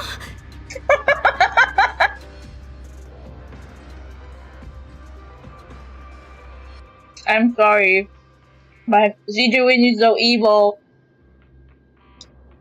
And she's tricking everybody since I met her. As long as you're tough enough to get through the nausea and dizziness caused by the high fever, you'll be right as rain after just a few days' rest.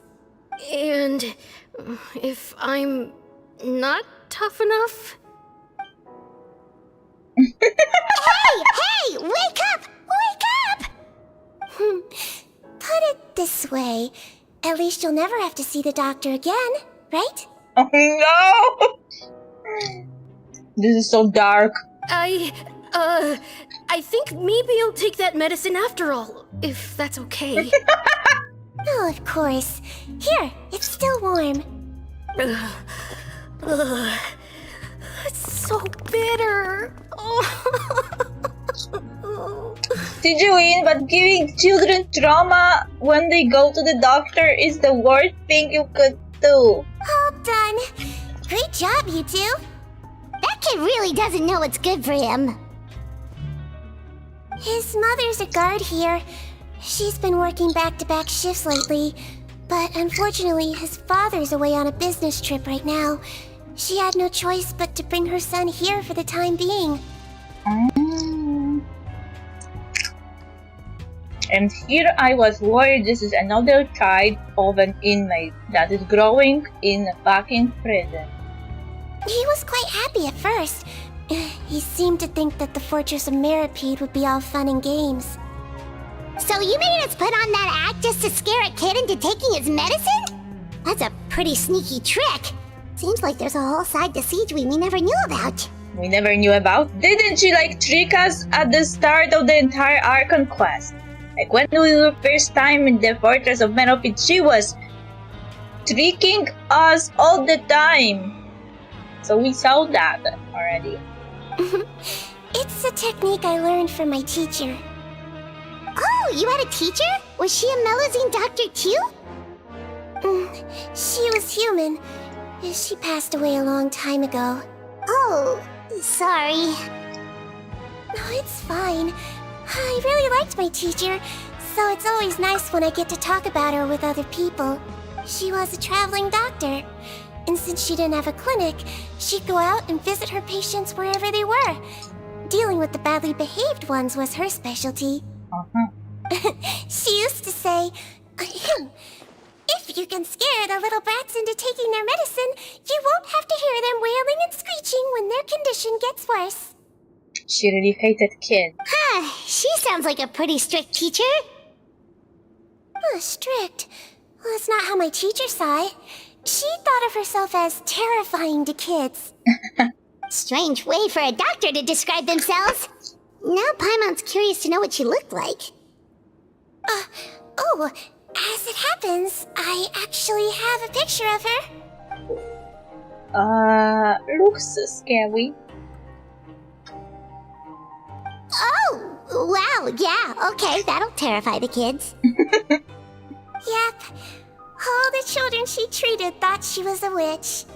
Why does it almost sound like you're envious of her? Oh, because I am. If she was here, all the children would take their medicine without any need for tricks. A doctor who looks like a witch. True, they wouldn't dare try anything funny with her around. Are you sure it's okay to call her a witch when we know several witches? And is it really okay to insult all those powerful witches of the Hanser Circle, Paimon? Oh, me, on the other hand, it's hopeless. Children aren't afraid of me at all. Because you look like a child. That's actually a good thing, you know? Yeah. Oh, my next patient should be arriving now. Would you mind lending me a hand again? Sure thing! On to the next mission! I will be pretending to be sick. A dozen of patients later. Is it nighttime already? That flew by. You really have a busy job, Sigewine. Well, thanks to you two, it was much easier today. Aww. Glad we could help. Should we get some rest? It's getting pretty late. Oh, there is one last thing. I have to keep it confidential, so I usually leave it till after everyone's clocked out. Confidential? Are you sure you can tell us? It's fine. You're not living here anymore, so it's okay if you know. All it is I have to prepare some ingredients to make healthy meals with. Wait, you mean those healthy meals? The ones that magically appear on the third day? My patients refuse to eat any healthy meals I prepare in front of them, so I have to prep the ingredients in secret, then let the chef at the Coupon cafeteria handle the rest. Considering even the chef's version makes people uneasy, it really makes you wonder what's in it. You want to find out? I can teach you how to make it. That way, if you ever suffer from exhaustion on your future travels, you can prepare a healthy meal for yourself. It's really good for you, you know. I am suddenly scared. Sure? Guess we can help out one more time.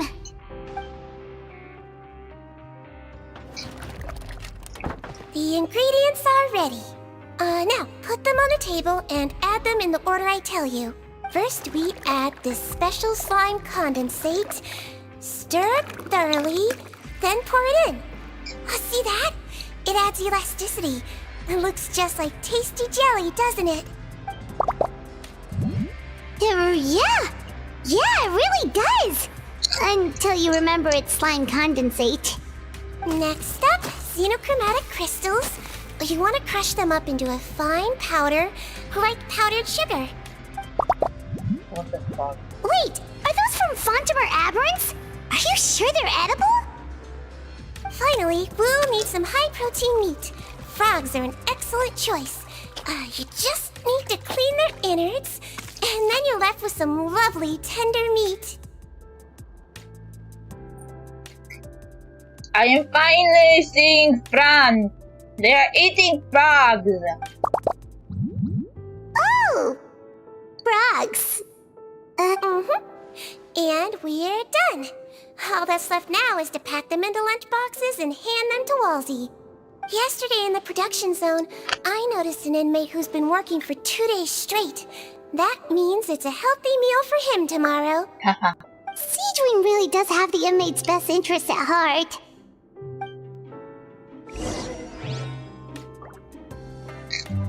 But this was super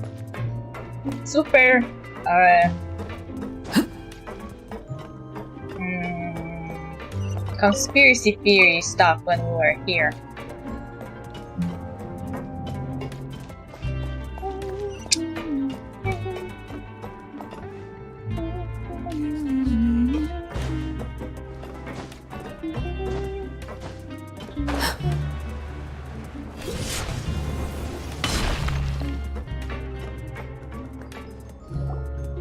Ah, head nurse. Got some extras for me? Just the one today. The serial number's on the lid. Sounds good. I'll make sure it gets delivered. Sounds like they're talking in code. Yeah, it's all scheduled. Thanks for your help. Oh, it's no trouble at all. I only wish I could do more. You work so hard for all our sakes. I'd happily lose a little sleep if it meant helping you out. That won't do. If you reduce your sleeping hours any further, your health will start to suffer. All right. Nurse's orders. I'll do as I'm told. But you take care of yourself too.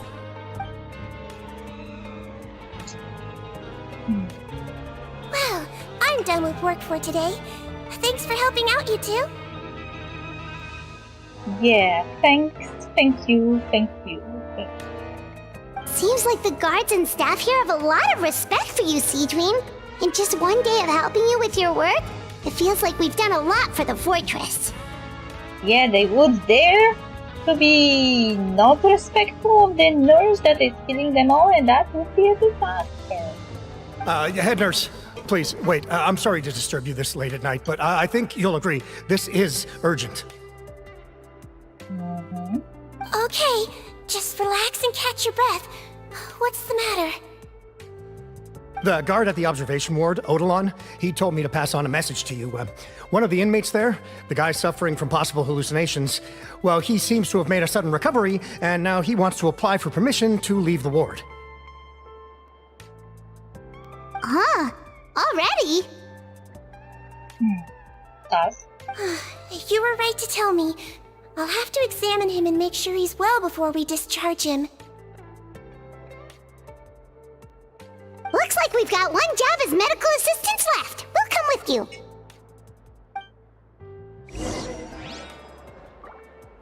Okay, where to go? I know. Go up. Up.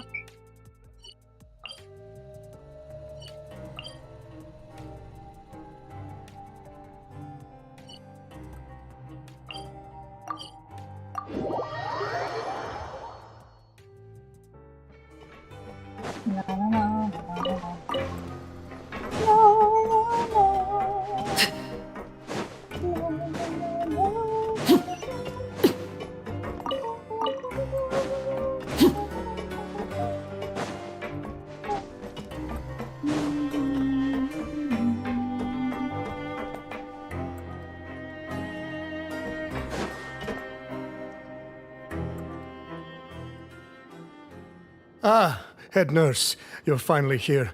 I'm so sorry for all the trouble I've caused you, but I believe I've now made a full recovery. Hey, he's wearing clothes of treasure hoarder. After giving it some thought, I'm sure that I was probably just seeing things. Stress-related, I imagine. I'd been working long hours, so I definitely wasn't in the best state of mind. I totally understand. Still, I have to give you an examination before I can discharge you, okay? So, take a deep breath and don't be nervous. It'll be the exact same procedure as we did this morning. We can start whenever you're ready. Again, so sorry. I was in such a state this morning, I barely recall anything. would you mind taking me through it again? Hot sauce. Oh, not at all. It's a lot to remember. First up, we have a little cognitive test.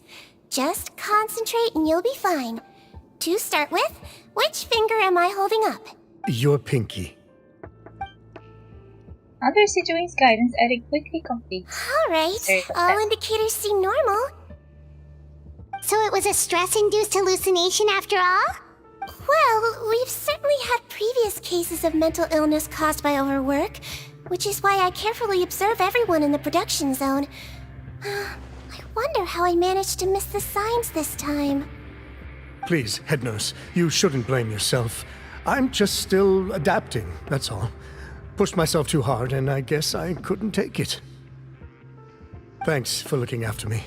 I'll be as good as new after a good night's sleep.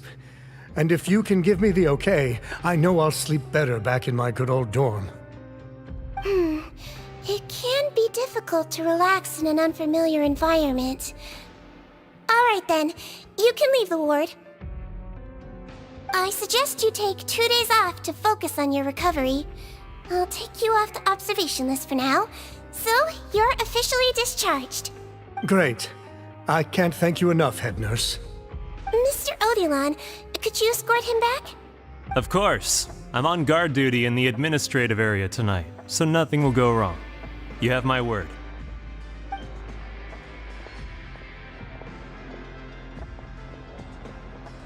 Guess you're finally done for the day now, huh?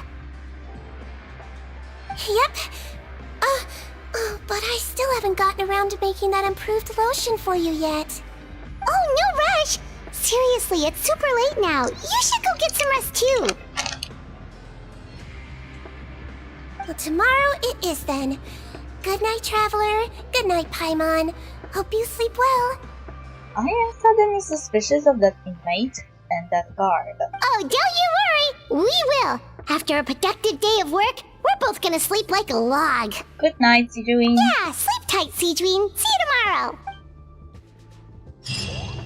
Okay, so first part of the quest is done.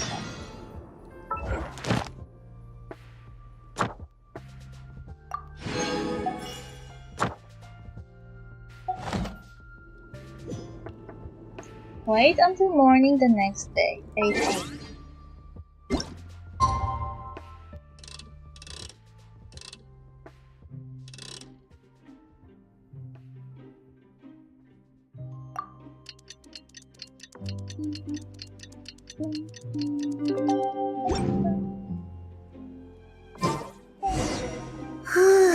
Paimon really did sleep like a log. Let's go find Sigewine. Switcheroo! Name of the next part of the quest is How I Fought. Exactly how I fought.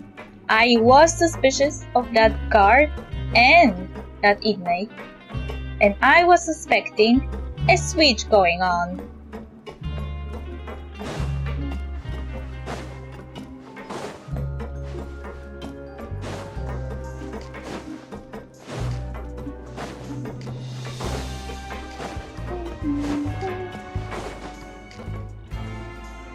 Whoa! How's the infirmary even busier than yesterday?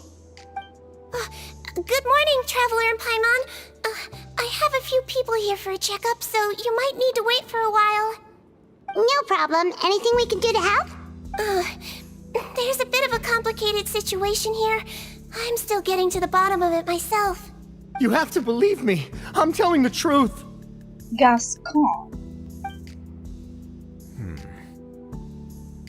You're in a medical facility. Keep it down. Please, listen to me. I'm not Gascon. I'm Uy. You're a horrible liar, you know that? We get all your mugshots with the arrest warrants. It's clear as day that you're Gascon. You mean because of the way I look? I don't know what happened. I just woke up like this. Then you guys dragged me in here for an interrogation.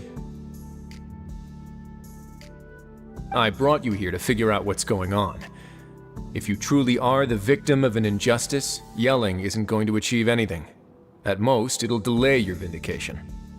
So it's someone else that got switched. But I feel like that inmate and that guard also were suspicious. Alright. I get it. This is nuts. Yesterday's interrogations went fine, and now this. Your Grace. What's going on? Remember the case I mentioned yesterday? The one brought to me by the Marachose Phantom? Well, we've been questioning the inmates involved this morning. Every single one of them is claiming mistaken identity. Huh. That's even weirder than what that guy was saying yesterday. The thing is, none of them have been able to provide any evidence whatsoever to support their claims. Questioning them further got us nowhere, so for now, we've brought them to the infirmary. And we thought yesterday was as busy as it got for Sigewine. We've compiled their statements. Have a look. Perhaps there's something we missed. Potten. Who is this Potten? I'm Honor. I had applied to go out and see a doctor, but when I woke up, I was in another cell. Unbelievable.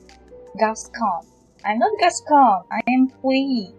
Today should have been the final day of my sentence, so I should have gone free. What gift? Henry. I'm Eric. Why does stuff like this always happen to me? Now there's no way my release papers are getting scored away today. Eric? Weren't Eric the inmate from yesterday? Lazar, my name is Odilon. I'm a guard. I think I was attacked. This isn't me at all. Odilon. Yeah, wasn't that guard's name Odilon? Wait. Release? Interesting. The inmates they spoke of in their statements appear to all be due for release today. I noticed that too.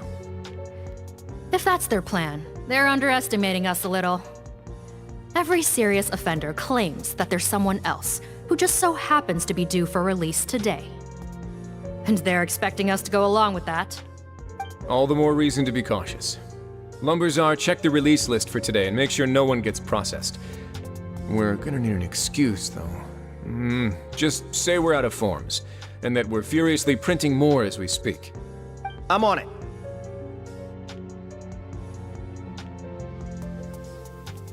Now I'm also suspect of this guy. It's conceivable that our group of serious offenders somehow found a way to switch places with inmates who are about to be released, so they can walk out right under our noses. We did consider that possibility. But I mean, just look at them. They match the warrants, period. How could there have been a switch? Only if they're dead ringers for the inmates due for release, I suppose. I gave you that name list yesterday to assist in your investigation. Did that help? Yes, the inmates' mugshots were attached to the list. The first thing I did was check for lookalikes, and I didn't find any. The only other thing that stands out to me is that their voices sound a little different today. But it's not exactly hard to put on a fake voice. Oh, really? What does our head nurse make of all of this? Give me a moment. I think I have a way to confirm whether there's been a switch.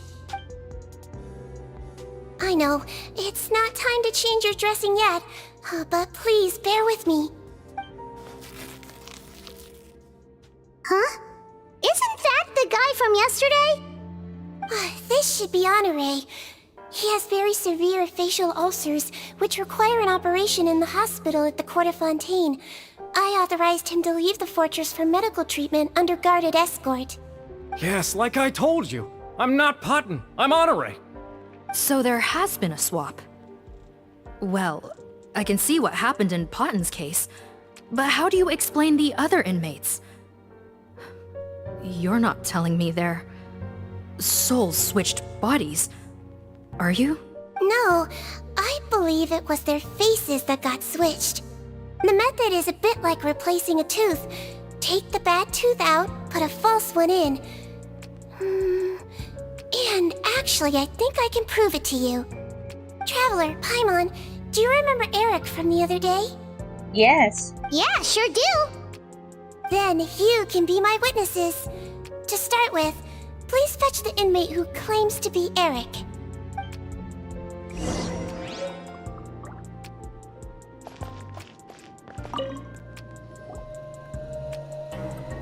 So, you're Eric? Yes, head nurse. It's me.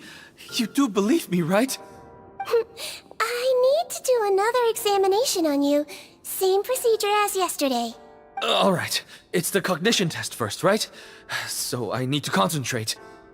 Now, try to recall if you can. The last time we did this test, which finger did I hold up? I believe it was your index finger. I knew it! That other Eric was a fake! But that means... There's 2 Erics! Huh? So, basically, last night, the Eric who said he saw another him suddenly recovered and applied to leave the observation ward. Sigewine did another test before letting him leave, but that time, she held up her pinky finger. Huh? I don't know about any tests last night. There was nothing to do in the observation ward, so I went straight to bed. Then I somehow woke up in a high-security cell. Well, in that case, there is a reasonable explanation for the strange events of the past 2 days. So, what exactly happened? The gang of serious offenders wanted to break out of prison, so they identified a group of scapegoats, namely inmates whose terms were almost up, and planned to switch appearances with them. Last night, when Odilon was on duty, they ambushed him and had one of their group switch appearances with him using their face-swapping method. That allowed them to avoid scrutiny from the other guards. Then, once all the other inmates were asleep, Odilon spent his night shift carrying out the remainder of their switcheroo plan. However, they made one mistake. Henri changed his appearance to match Eric's earlier than he should have done, and ended up being spotted by the real Eric. Real Eric came to the guards for help, but we didn't know then what we know now, so we put it down to hallucination and sent him to the observation ward. However, since one of the gang members was posing as a guard, they simply changed real Eric's appearance and had their Eric take his place, muddying the waters even further. Right, because I put Eric on the observation list by then, and no inmates on that list can be processed for departure until I've discharged them. Hence why the imposters had to pull that little stunt to get fake Eric off the list. Yeah, it all makes sense now! The Duke cracked the case! Well, I can't fault the reasoning. But I'm afraid that we ruled out the possibility of face switching very early on in this process. Criminals altering their facial appearance to commit crimes is nothing new. In fact, one of the explicit duties of the Malazines in the Marashose Phantom is to identify criminals in disguise.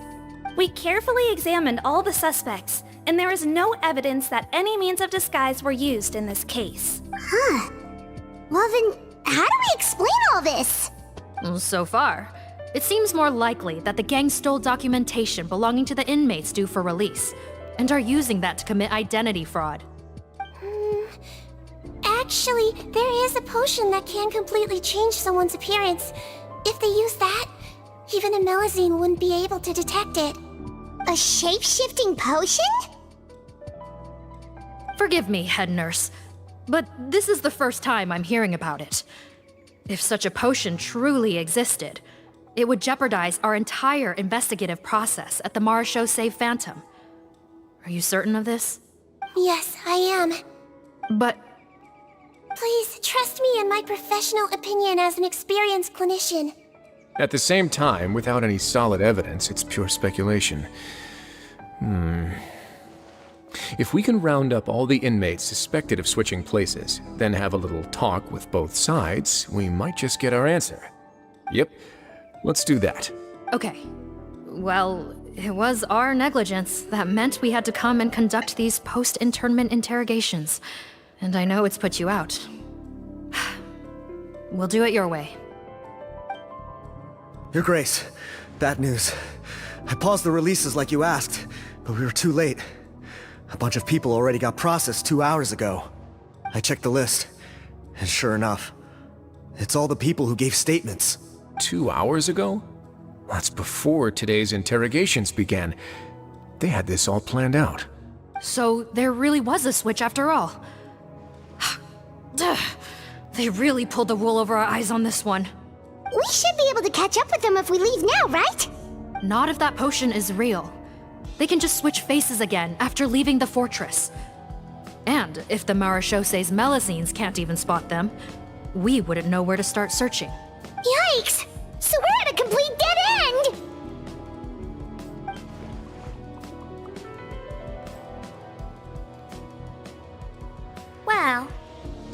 Technically, there is one more lead we could follow up on. We were only able to arrest this gang thanks to the help of a researcher from the Fontaine Research Institute. I believe his name is Rawat. Oh? Rawat? Isn't that the handsome guy we met at that skincare promotion? Handsome? Maybe from a human point of view. I just remember that he specialized in potions. One of the crimes this gang is charged with is the manufacture and sale of illicit drugs. According to Mr. Rawat, they appear to have stolen technology he developed through his research and used it in their operation. At first, he thought it was a typical case of intellectual property infringement, and he tried to negotiate with them. But once he discovered their criminal operation, he reported them to the authorities. Thanks to his report, we were able to swoop in and arrest them all in one go.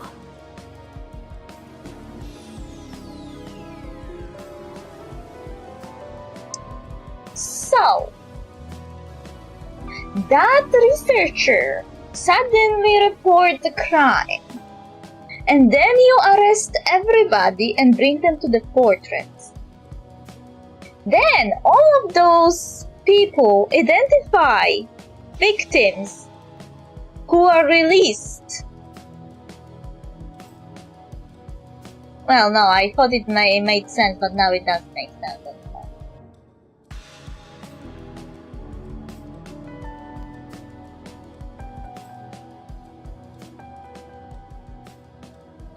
I thought that maybe Rawat was on the case, but it wouldn't make sense for them to get into the fortress just to get released again a few days later.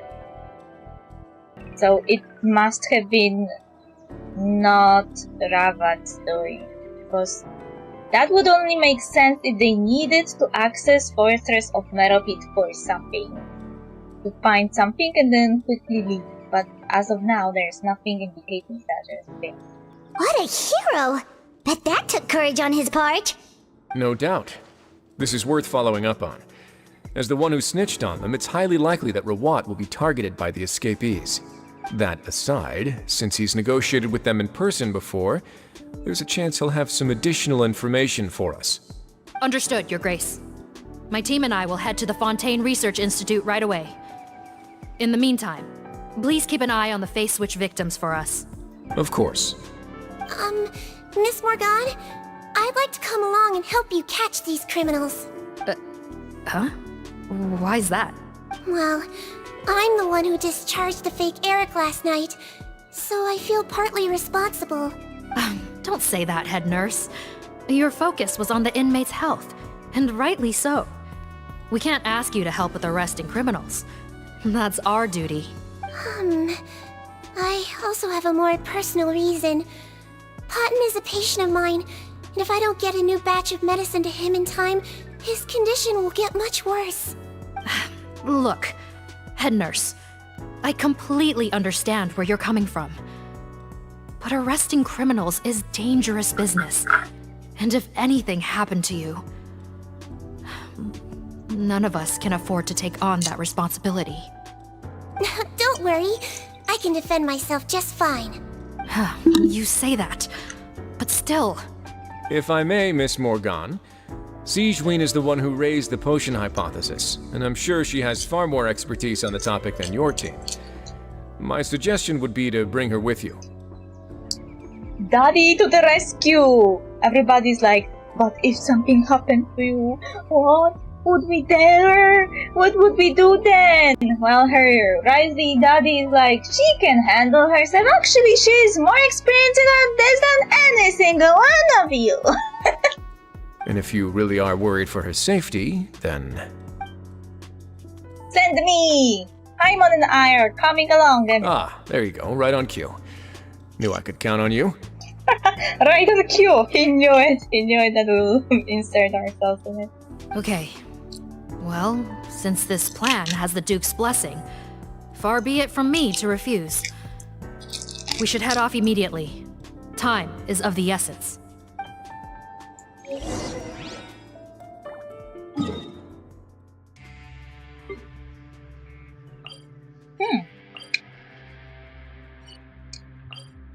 Fontaine Research Institute is pretty close to the pirate lab.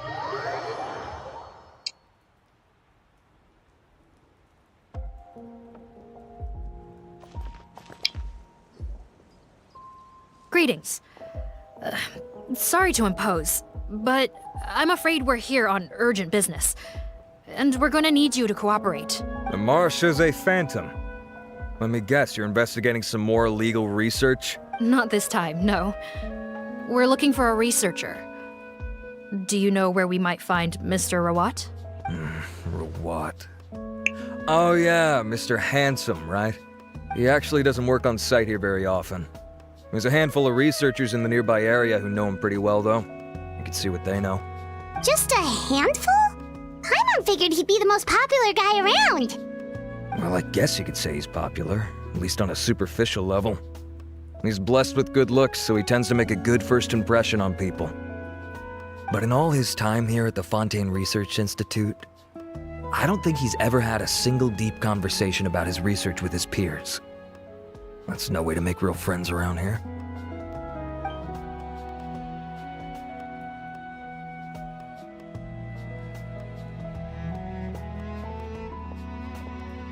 That's so weird. He definitely didn't come across like a recluse at that product promotion. Maybe there's two of them. Oh, I don't find that weird at all. He definitely didn't strike me as the kind of guy who's good at making friends. Really? Paimon couldn't tell. Must be a Melusine perception thing. Okay, we should talk with his acquaintances. But we also need to check the Research Institute for any clues. Let's split up. It'll save us some time. Sure thing. We'll go ask around among the other researchers with Sigewine. Paimon's suddenly kinda curious to know what everyone really thinks of him.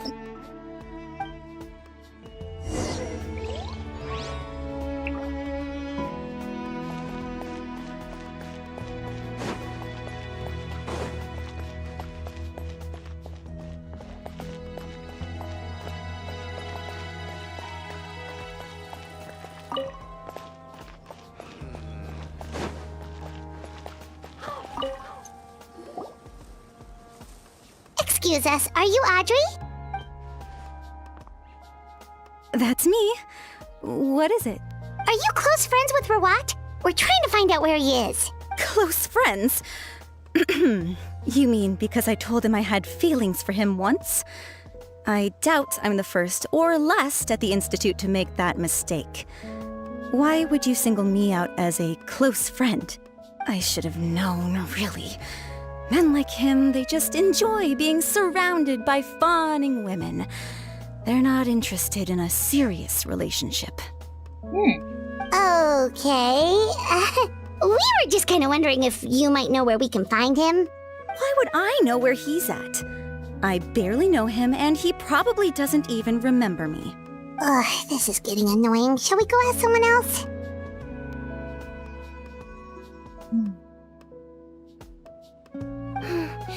I think she knows Rawat better than she cares to admit. If we leave now, it might be a wasted opportunity. Maybe, but we're not going to get much out of her while she's in this state, are we? She's displaying symptoms common among people in love, if that's what you mean. But I know a cure. Really? It's curable? Oh, we're still no closer to finding Mr. Rawat.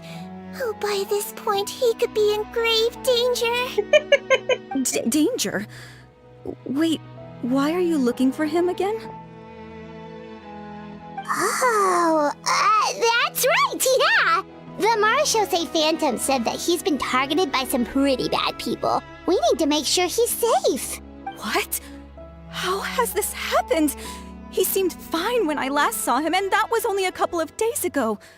Just happened to run into him, of course. Oh, I see. Well, do you have any thoughts on where he might be right now? Okay, but this is purely out of concern for his safety. If he's not at the Institute, he might be at his mother's place. I heard she raised him alone, that they had it pretty tough financially, and these days she's housebound due to illness. He makes regular trips back home to check on her. Oh, okay. Do you know the address? Nope, sorry. I only found out the thing about his mother because it came up in conversation once. I was just trying to find out more about him, you know, so I could get to know him better. When I told him I had a crush on him, I offered to help him take care of his mother. And yeah, maybe that was a stupid idea, but did he really have to yell at me for it? It's like, fine, I can take no for an answer, but what's with the temper tantrum? Unbelievable. These guys only want to show you their charming, well-groomed exterior. They can't stand it when a few home truths shine through. Looks like her love syndrome is flaring up again. We need to find out Mr. Rawat's mother's address. Let's check with the marechaussee officers when we regroup. Cool, sounds like a plan. Okay. We have still two to check. Okay, the guy this time. Auntie. Hey there, are you in Teep? What do you want? Mean! We're here to ask about Rawat. Any idea where he might be? We were told you were pretty close with him. Close? Not sure that's the word I'd use. He wouldn't even let me use his patent. Huh? It's been a good few days since I last saw him. I don't know where he's at. Go ask someone else. Would the patent in question happen to be related to the new skincare product he developed? Yeah, kinda. Butterfly dew, or whatever he calls it. I heard he made a tidy sum off of that one. Okay, now we're getting somewhere. Keep going. Most of the other researchers here focus on mechanics, energy, stuff like that. I get why he wouldn't be interested in having anything to do with them. But I'm studying coatings. There's a huge overlap in our areas of research. Why would he refuse to work with me? I bought his product once and noticed it contains a unique substance that might have applications in coatings too. If it worked out, I could probably make as much as he's making. Don't get me wrong, I had no intention of plagiarizing his work. I was hoping to get official permission to use his findings in my own research. Followed the proper procedure. It was all above board. I would have had to pay him a license fee and everything. But despite that, he turned me down not once, not twice, but 3 times. It's like he's vehemently opposed to the idea of anyone else making the kind of money he does. Huh, so is Rawat antisocial, or is this guy just jealous? Maybe both of the above. Well, it doesn't look like we're gonna get any info about Rawat's whereabouts from him. Let's go! Wait, 1 second. Mr. Antibes, next time you go shopping, you should buy some Buell fruits. Peel the skin, steep in water, then drink. It'll help calm your mood. Huh? Yeah. Thanks.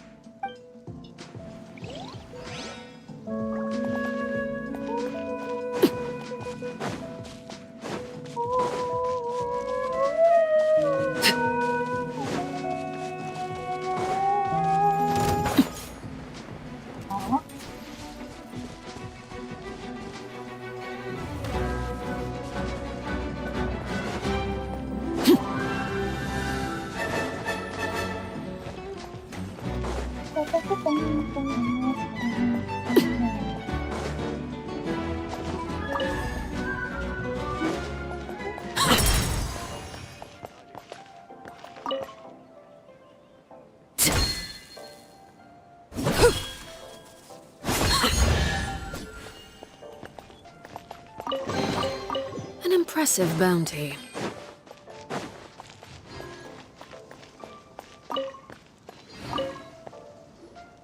Sorry to bother you, sir, but are you Bertram? Who's asking? Just some concerned citizens helping out the Marechaussee Phantom with an investigation. We'd like to ask you about Rawat's whereabouts, if that's okay. We're told the two of you are pretty close. Not anymore, we're not. Turns out we don't see eye to eye. Oh yeah? What happened? The thing about us researchers is, most of us do what we do for some sort of higher purpose. But not Rawat. All he cared about was how to commercialize his findings. He won't even let you work with him unless you sign a confidentiality agreement first. Also, he has better control over who gets which intellectual property rights. How are you supposed to get any meaningful research done working with a guy like that? Now that I've got my own technical solution for my compressor, I don't need to work with him anymore. So that's what Rawat is really like. We'd still like to know where to find him. Is that something you can help us with? Wait, you're Yeah, I know you. You're the head nurse at the Fortress of Meropide. Alright, then I'm happy to help you if I can. I respect the work you do. Medicine serves the highest purpose of all the sciences. Wow, turns out Sigewin's got some real clout. Thing is, I have no real way of knowing where he might be. I stopped working with him 2 months ago, and I've barely seen him since. But if you want my advice, I'd say go talk to the peddlers. There's a few he meets with every other day or so. Maybe they know where he's at. Peddlers? Yeah, back when I was working with him, I noticed he met with them quite often. Wouldn't surprise me if they were involved in some shady business together, because it seemed like they went out of their way to avoid discussing anything in my presence. The little I overheard was about manufacturing and selling pharmaceutical drugs. Like I said, he's all about the money. Drugs? Doesn't he work with skincare products? Do those count as drugs? Who knows? I never cared to find out. He's the Morag rubber, not me. Thank you. You've given us plenty to work with. Welcome. Goodbye, and may we both reach new heights in our scientific endeavors. Well, that's all 3 researchers. Let's head back to the meetup point.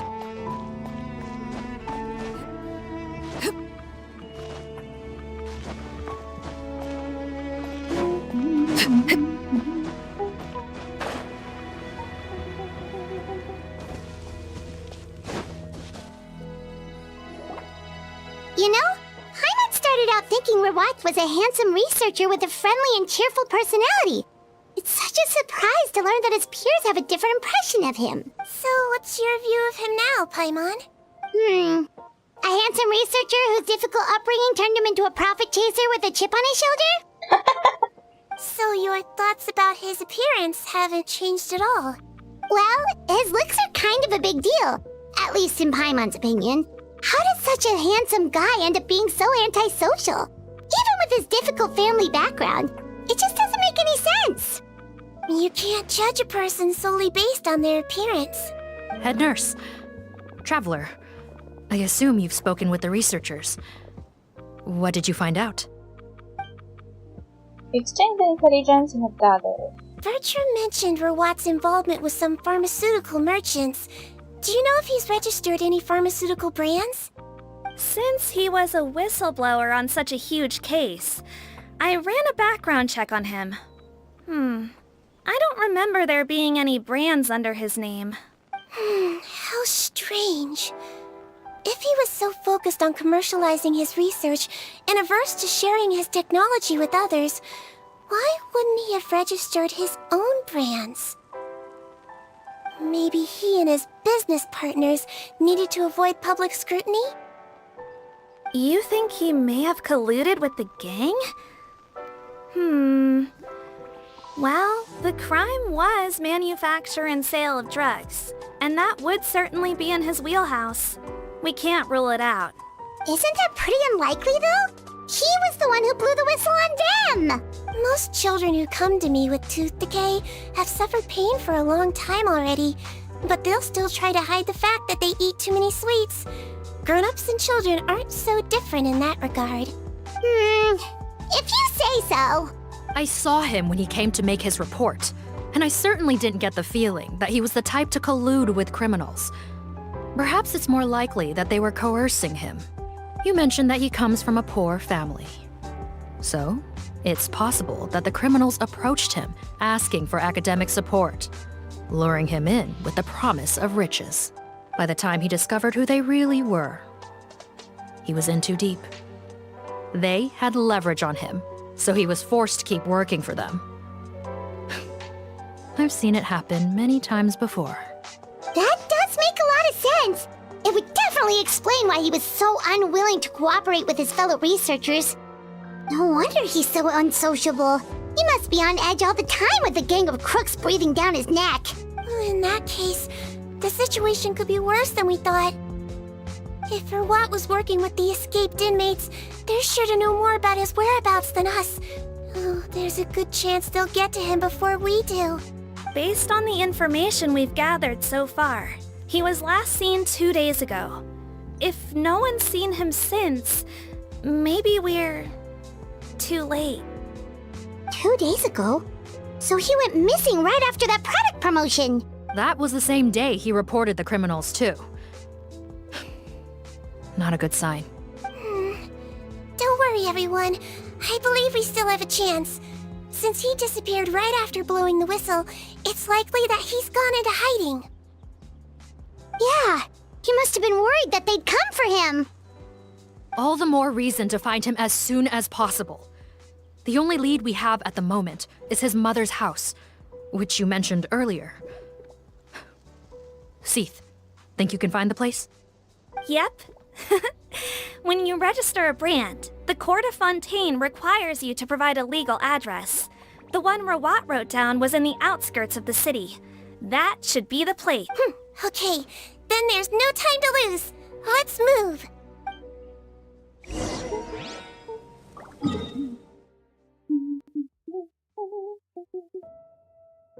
Why everybody leaves here?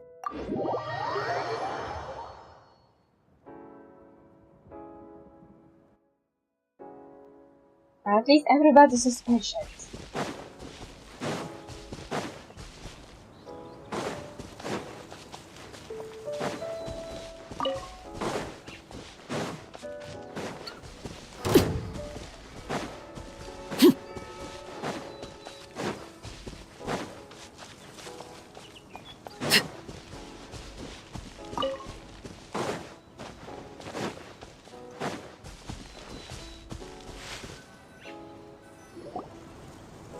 Alright, this should be the house. I'm pretty sure this was the address. Okay, I'll knock. Morgan knocked several times. No one answered. Sounds like whoever's inside has restricted mobility. Oh, it seems serious.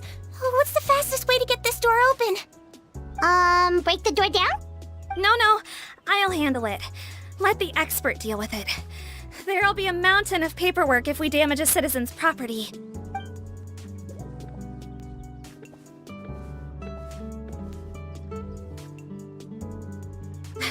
Calm down. Deep breaths. Remember your training. Control your strength. And... it's open! Seath, take a few people and lie in wait. Keep your eyes peeled for any activity around the house. The Traveler, head nurse, and I will go inside.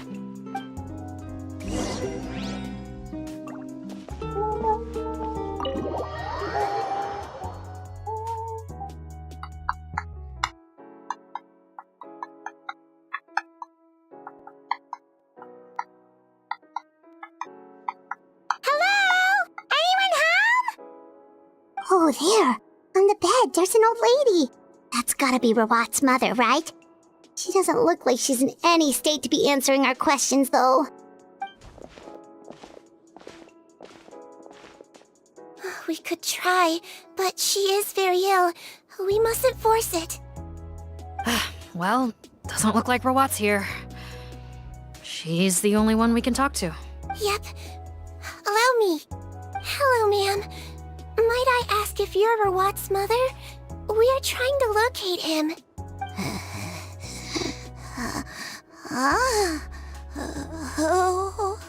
Hard of hearing, perhaps. Does anyone have a picture of Rawat? I have one here. I'd like to show you a photo, ma'am. Is this your son? Do you know where he is? Looks like this isn't gonna work after all. Well, looks like we're out of leads. If Rawat's not here, things are looking very bad for him. Is it possible he could have avoided returning here because he knew he'd be in danger? Maybe. But if so, where do we look next? Maybe we should take another look at the Institute. Guess so. I suggest we all return there now. We found a good amount of useful information the first time, but perhaps there's something we missed. This is our last hope. Sorry, officer, but could I stay here for a while? This patient requires some care. Of course. Traveler, stay with the head nurse.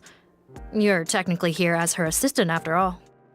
You got it! Also, I'd like some Marechaussee members to stay as well, and keep an eye on the area. Why's that? If Rawat knows how serious his mother's condition is, he will return. Got it. Okay. I'll tell the squad members in hiding to stay put and keep a lookout. Thanks for helping me out yet again, Traveler and Paimon. No problem. But when you say her condition is serious, do you mean... Yes. She's barely clinging on to life. Oh. Let me take care of a few things first. Could you pass me the towel over there? Yeah, of course.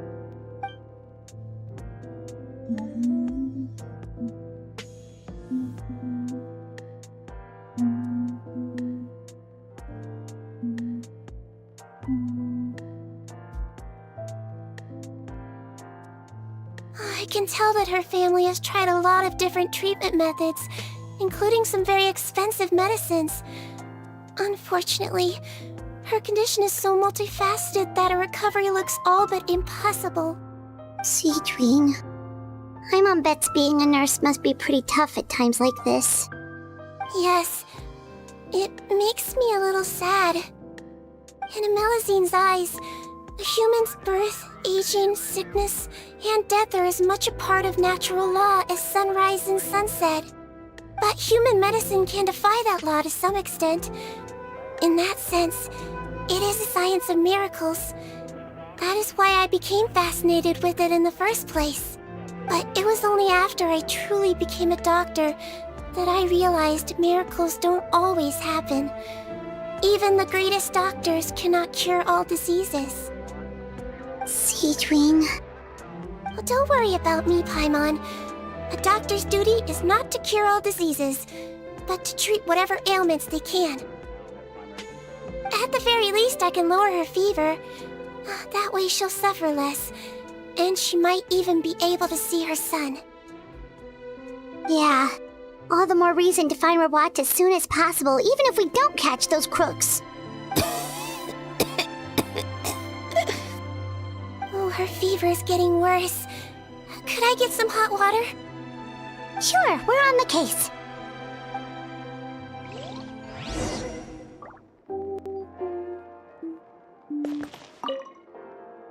The storage trunk has been rifled through and some essentials are in it. This Rawat came back previously.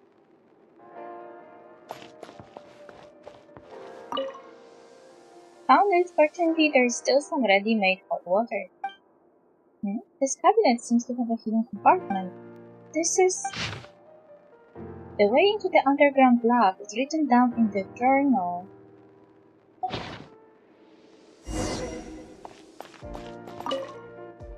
This seems to be a place where a family photo should have been. Why has the photo itself been removed?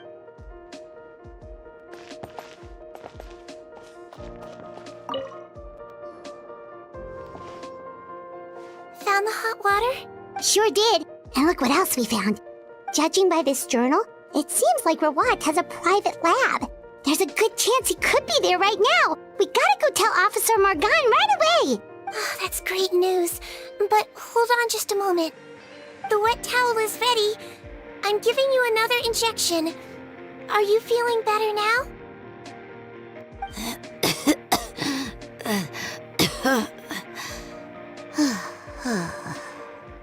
It's all right. We'll go bring him back. Please hang in there. Thank you. She said thank you! Another part of the quest is ended. Underground tunnel.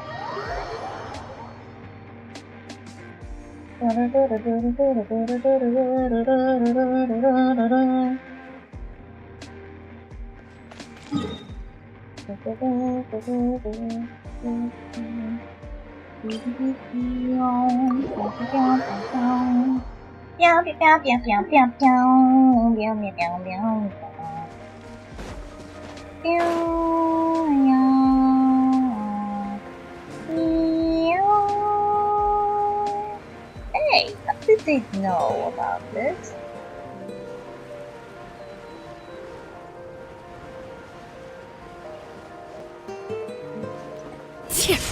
They can't get in, I guess. It's Officer Morgan! They're already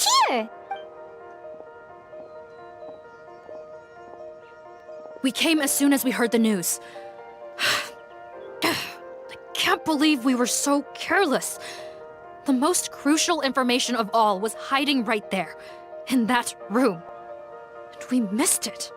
Don't blame yourself. Right now, we need to focus on finding a way in. Why do I have a sus feeling about this?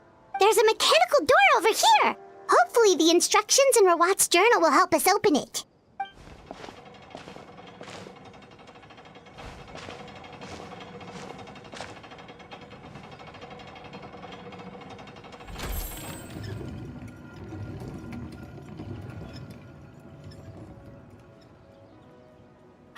It's open. Let's go in.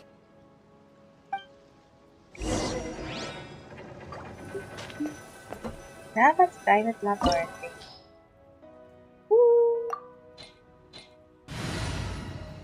Let's go!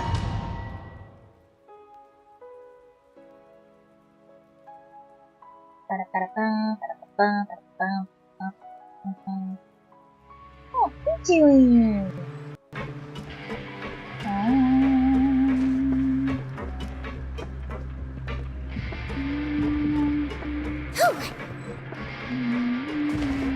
How did they get in here? Captain, up ahead! Those look like our fugitives! So they found this place too? Don't let any of them escape!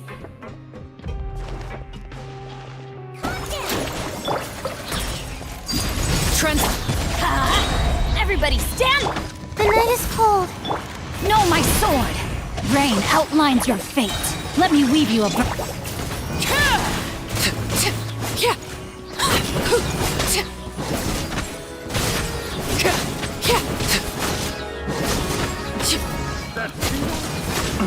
Wrong test subject.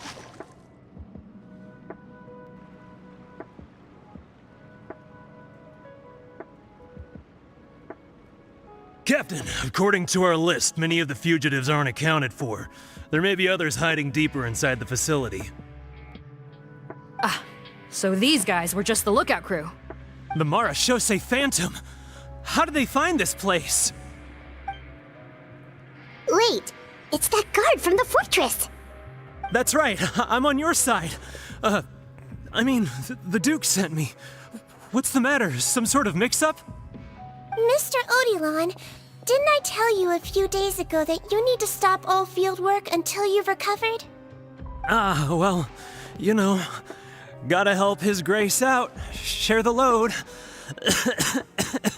Liar. Officer Morgan, this man is an imposter. The real Mr. Odilon has no recent health issues. What? But I... Looks like the head nurse was right about the face-swapping method. Arrest them all!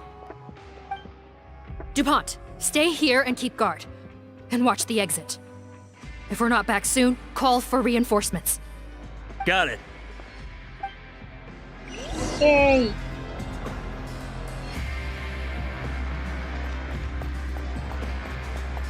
This guy. That's interesting thing. Don't worry, I got this covered. Perfect. I am fit for you.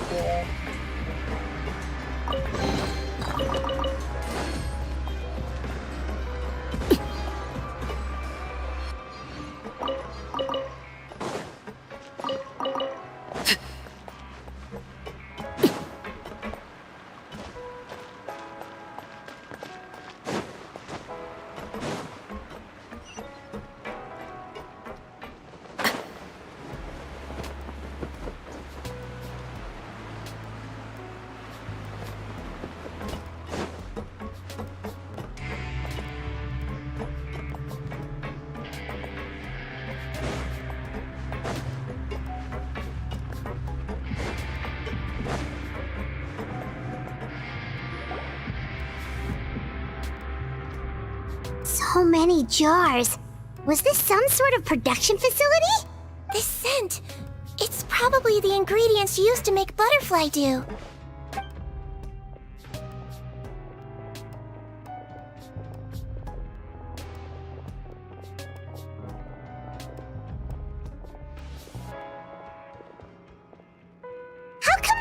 empty. Did it sell so well that he ran out of supplies? How strange. Why would Rawat choose to manufacture a popular product like that in such a difficult-to-reach location? Given our suspicion that he may have been coerced into the illegal drug trade, I would have thought that any production facility we find here would be used for illicit purposes.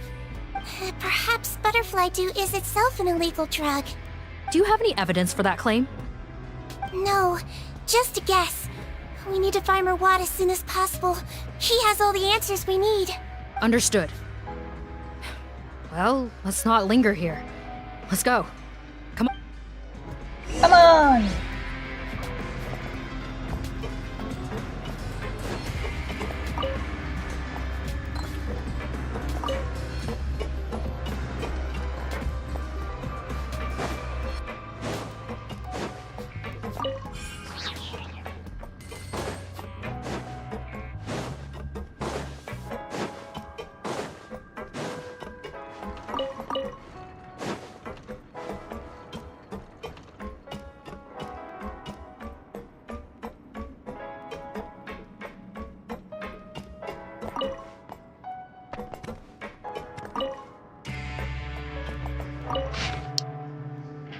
Production log. Been receiving less and less of the source fluid. Is it because of the blood after all? At least we'll be able to make our scheduled release after this month. Right.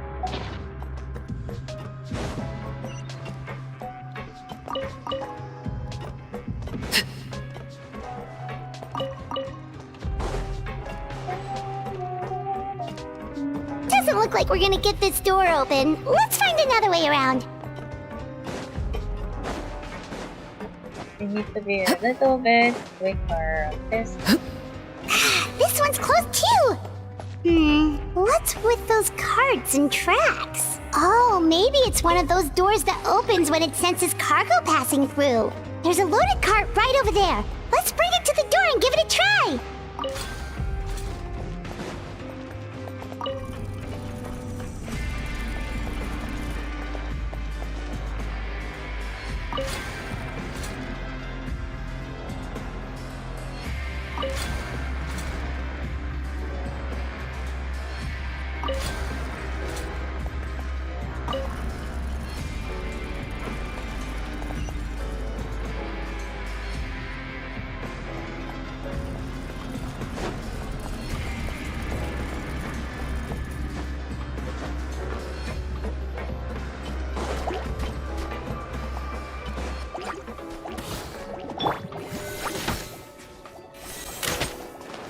My guiding stars!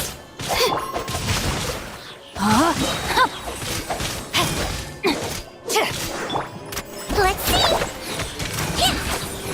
Go!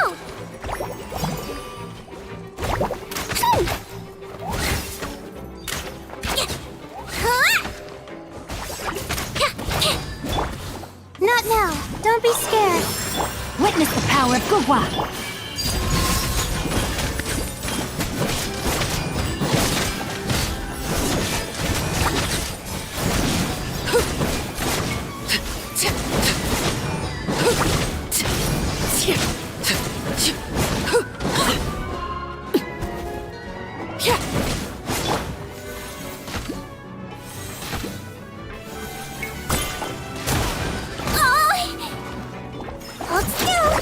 No, my sword!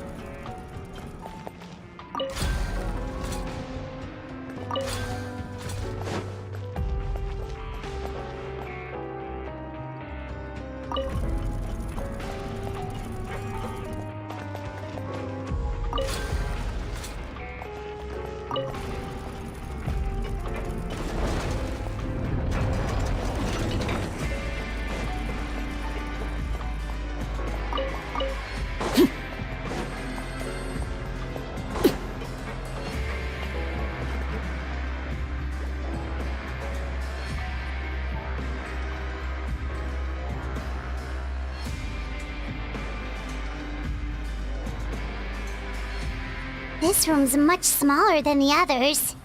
Judging by the implements on the table, this looks like a potion-making lab. Head nurse! Over here!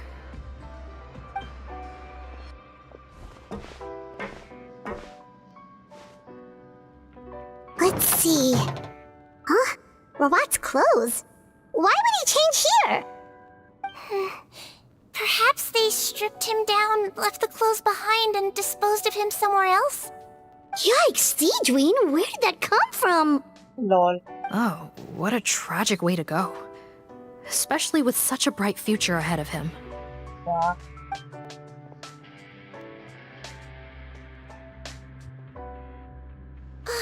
There's a path leading further on, Officer Morgan.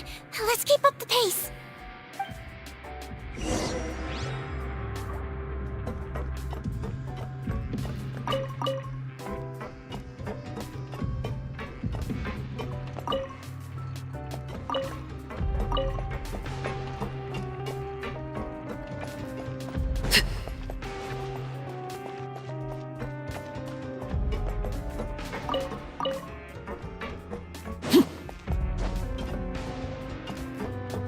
Looks complicated. The supply of the store's fluid has completely dried out, though that means this final batch will be able to fetch a good price. Finding a new way to refine the liquid might be a better use of it. No, it's too late.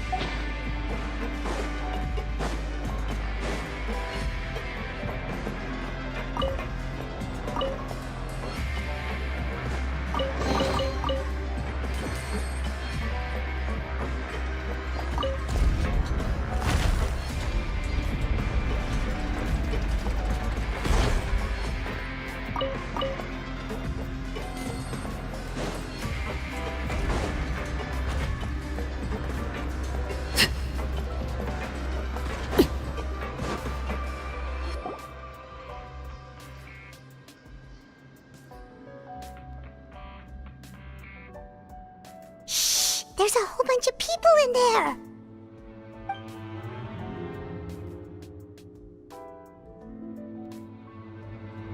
Are you serious? You're telling us that within a day, our faces are going to rot like yours? Fontanian physiology changed dramatically after that great flood, and it's not as compatible with this face-changing solution as before. The side effects are as you can see. Oh, Autumn! You evil bastard. Why didn't you say anything before we all used it? Look, my plan got you all out of prison, didn't it? You'd have much bigger problems to worry about right now if the Marshal Say Phantom found out about your other crimes. Consider an ugly mug getting off lightly. Ugh. You're just lucky we didn't leave you in there after you disappeared on us with no warning. We only let it slide because we're former partners. And now you have the gall to pull a stunt like this? Partners? Make no mistake, each of us is only looking out for himself. If you place too much trust in others, well, I'm afraid that's your problem. You hid things from me too. Remember how you each had a spare potion? You kept quiet about it until we planned the prison break? Oh, and you didn't have a secret spare? Then do you want to explain how you melted your face off before all this? Guys, that's enough. Calm down. It is what it is. Arguing won't change anything. What's the plan, Parton? I'm assuming you brought us here for a reason? There is no plan. We followed him here on the promise of more juice, but it turns out there ain't a drop here. Besides, what does it matter now anyway? He already said, even if we did get our hands on more of that stuff, switching faces again solves nothing. They're still gonna melt off eventually. I said enough arguing! Parton, tell us the plan. The most practical solution is to continue using the potion. Keep switching to a new face before the ulcers can start forming. Are you kidding me? This stuff was hard enough to get a hold of even when we had a supply. Now you're asking us to use it like skin lotion, after the flood all but wiped the supply out? Well, there is another option. But you'll have to make a deal with me first. What? Okay, now we're talking. What's the deal? I have a document I took from that researcher that details how to make a replacement. Just give me 1 bottle of the undiluted fluid, and I'll get to work. What's the problem? I thought you always kept reserves. Or do you really just have 1 spare bottle each? What do you think? That we were shipping them into the fortress of Meripede by the basket load? Well then, say hello to never showing your marred faces in public again. Ugh, I've heard enough! Get him! Let's see if that document even exists! Freeze! Marshall, say Phantom! What? Who let them in? Officer Morgan, before anything else, please find out Rawat's status. What? I don't see him. Hand over the hostage now, if you want any chance of avoiding an extension to your sentences. Spare us your condescending attempts to coax us back to our cells. You think we're looking to negotiate? Rawat is dead. What? Pardon? Arrest them all! Don't let anyone get away!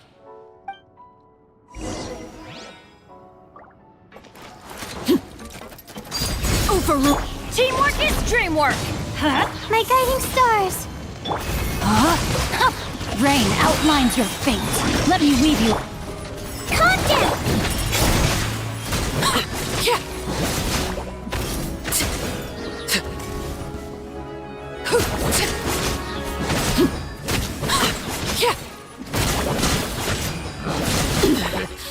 Pitiful.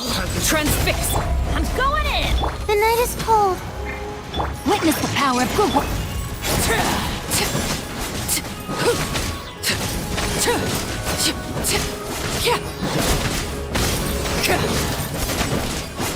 Not now.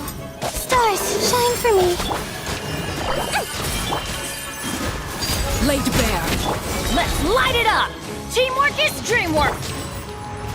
No, my sword. Body and...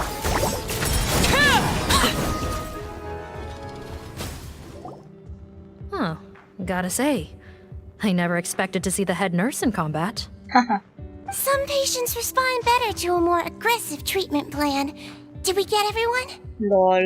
Will you beat your patients? Captain, we finished the head count. Potten's missing. Over there! The door's closing! Oh no.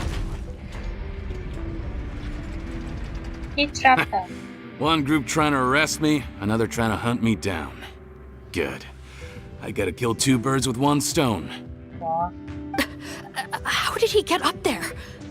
There must be a secret passage somewhere. Find it! Don't waste your energy. I already sealed it off. How naive. We have more people outside. If we're not back out by the agreed time, they'll come to our rescue. Well then, you'd better hope they get here in time.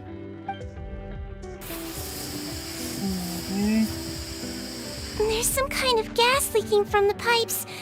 Be careful, it's poisonous. This is our distribution center, where we store the product derived from our source solution. We had to use special fire prevention methods to prevent contamination. The pipe network here was designed to emit a gas for firefighting. One little modification later, and it makes an efficient death trap. Why would you do this? Your partners are here too. Oh, please. If they can't supply what I need, they're of no further use to me. Besides, I can't have them exposing my potential whereabouts. He's a maniac! Come on, we gotta find a way to open that door! Go ahead, struggle in vain. Once the last of you croaks, no one will ever find me again. So long! Are you sure you're ready to leave, Potten? You haven't changed your dressing today. You can't cure my face, just give up. And what if I could?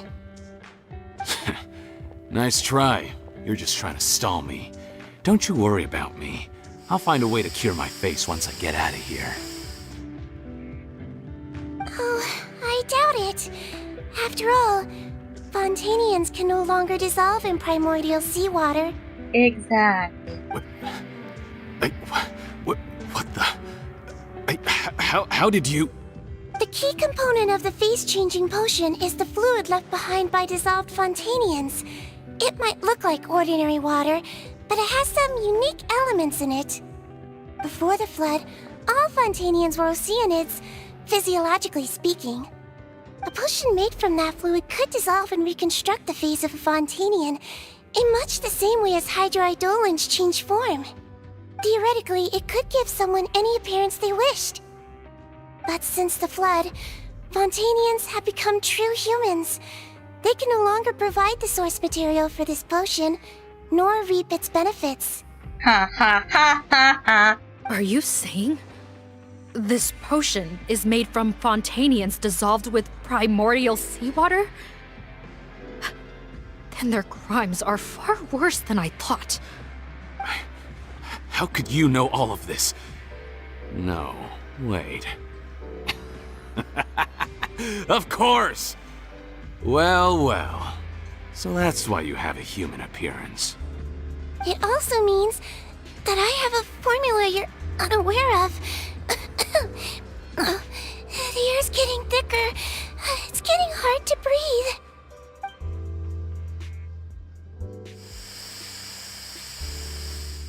He stopped. Did she fool him? I might get to make a deal today after all. Alright, keep talking. How do you intend to give me the formula? Oh, it's not a formula, but a finished product. I have a bottle of it right here. What? When I tried Rawat's skincare product, I noticed it had a certain special component in it. So I had my friends gather some other ingredients for me, and sure enough, a little experimenting later, I produced the potion. I knew what she was, so sly. Or maybe she's now fooling the guy. Maybe she fooled us first because she knew it will be needed. Or maybe she's fooling that guy now, which means we still did the good thing. I'm guessing his skincare lotion contains the fruits of your joint research? Huh. Impressive guesswork. Yeah, we were a supplier for some of the raw ingredients. But it only contains a tiny amount of the active ingredient. The effect is minuscule compared to the undiluted fluid. Well, I found a way to reverse the dilution process, giving the skincare lotion a similar effect to the fluid it is derived from. That's impossible. If I tell you some of the ingredients, I think you can figure it out. First, you need to combine tainted hydrophantasm tissue with transoceanic pearls at a ratio of around 3 to 7. Tainted hydrophantasms and transoceanic pearls. I see. Can't believe I never thought of that. So, can we make a deal? Sounds good to me. There's a delivery pipeline beneath this window. Drop the potion in, and I'll release you all. I don't trust him. Nope, not trusting you that easily. You're like those naughty kids who try to hide their illness. Open the sluice gate first, then I'll hand you the potion. Even if you're not bluffing, your potion won't cure my face permanently. You really think you have any leverage here? I'm not closing the valve this time. Clock's ticking. Fine, then I'll just stand here with the potion in my hand. And when I faint from the poison, I'll drop it and it'll be destroyed. No. She's so good at this. Maybe she should have become a police woman. Manzi. Disable that sluice gate! Jam it! Don't let it close again! That's more like it. In that case, a promise is a promise. Head nurse, there's too much poison gas in here. We have to leave, now!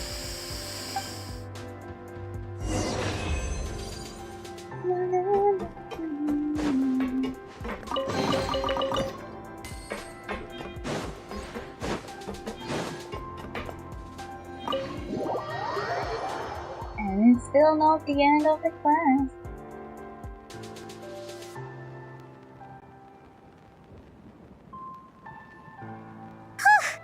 That was too close. That button is a real nasty piece of work. Oh, don't be too quick to sit down. Moving around a little will help relieve the soreness. Same goes for you, Traveler. Oh, but Paimon, you should be fine, right? Flying fast is pretty tiring too, actually. Anyway, that's not important right now. Paimon's still shocked to learn that there's a whole criminal operation going on behind that skincare lotion. Shame I ended up giving the improved version to Potton after finally making it for you. I'll make you some more, I promise. No, please don't. Paimon doesn't want to use that stuff anymore. Still, it was a pretty good job that Paimon wanted to buy some in the first place, huh? It ended up saving everyone's lives. That's gotta count for something. Sigewine was the one doing the saving. Yeah, Paimon was just kidding. Head nurse. I've done a final head count of our team and the criminals. Everyone's here and doing fine. We're ready to escort the fugitives back to the fortress of Meripede. What about the researcher guy? It's a shame that we didn't find Rawat. At this point, I'm afraid he's probably deceased. What a horrible bunch. Especially that Potton guy. If he hadn't made good on that deal, we'd all be dead because of him. No, we wouldn't. I always keep a whole bunch of antidotes on me for emergencies, and one of them neutralizes that poison gas. We'd have been fine, even if you hadn't opened the gate. What? Then why did you give him the potion? If this is true, I must concur. Sorry to be blunt, but I think you made a bad decision by handing him that bottle. If he changes his appearance and flees Fontaine, it's unlikely that we'll ever find him. No matter how cooperative his accomplices are when we question them. Maybe he is the Rawat. Maybe. I don't know.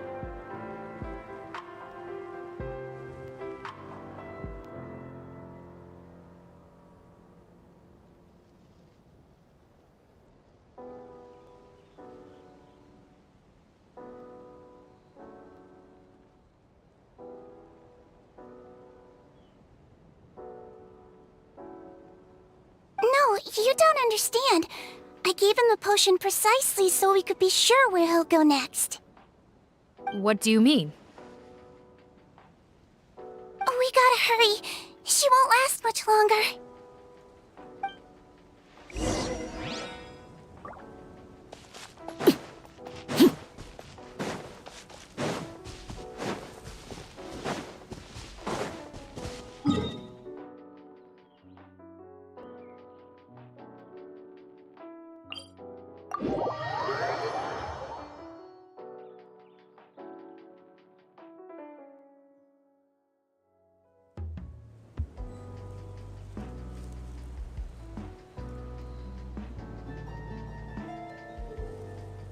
I knew it. Potton is Rawat, isn't he?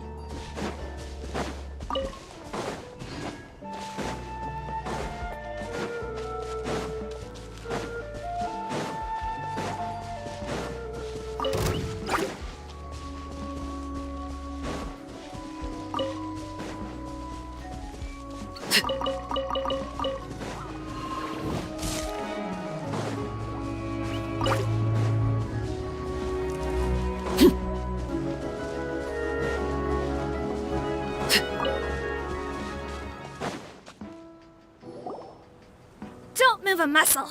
I might be short, but I pack a mean punch. Captain? You're just in time. While I was lying in wait, I spotted this crook snooping around, trying to find a way in. So I detained him.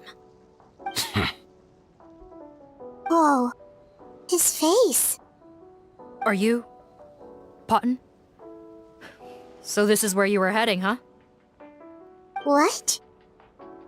This is how Potton looked before his face was marred. His current appearance matches the mugshot on his arrest warrant. I see. Wait, so what's going on? Wasn't the whole point of the potion to disguise himself and escape Fontaine? Why would he change back to his original face and run right into our trap? Enough of this nonsense. Let me in! You better pipe down. There's an old lady in there who's very sick. No way are we letting a crook like you inside. To heck with it. Listen to me. I'm Rawat. That's my mother in there. He's gotta be lying, right? Rawat was a victim in all this. He was forced into it against his will. How can he and this monster be the same person? Forced against his will? That's the funniest thing I've heard all day. Back when I was being coerced, everyone thought I was colluding of my own free will. And then when I actually became a criminal in my own right, you all suddenly thought I must be under duress. Amazing what a difference a handsome face makes. Save us the speech. Explain yourself. You want an explanation? Fine. I'll tell it how it is. When I was just Potton, the whole world treated me with contempt. Ew. What do you want? Get away from me. Women despise me. Collaborate? You don't look like much of a researcher to me. My peers scorned me. Mr. Potton, was it? I'm most interested in your research. Consider my offer carefully. I doubt you'll find other investment opportunities. Only villains would work with me. You want out of the game? Forget about it. Turns out, I slipped up a little. Left your picture with some Marechaussee Phantom officers. Easy mistake to make. Now they've listed you as an accomplice and drawn up an arrest warrant. So I suggest you put any thoughts of running away to rest. If you get caught by the guards for being in the synth business, you ain't ever seeing the light of day again. There was no way out for me. Until I could stop being Potton. Mr. Rawat, I have something I'd like to tell you. I became popular with women. This new potion you developed is fascinating. Genius, in fact. Would you consider working with me? I'd be happy to sign a licensing agreement. My peers looked up to me. Okay, I'm very interested in your research, sir. You must no doubt have offers from countless investors, so far be it from me to ask for a full collaboration, per se. I merely wanted to express my interest. No pressure at all, naturally. And the villains even began to fear me. Becoming Rawat showed me what a superficial world we live in. But I did not hold a grudge. After all, this superficiality could be made to work in my favor.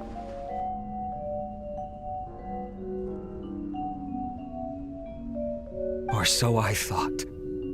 But alas, the world seemed bent on finding a reason to make me despise it.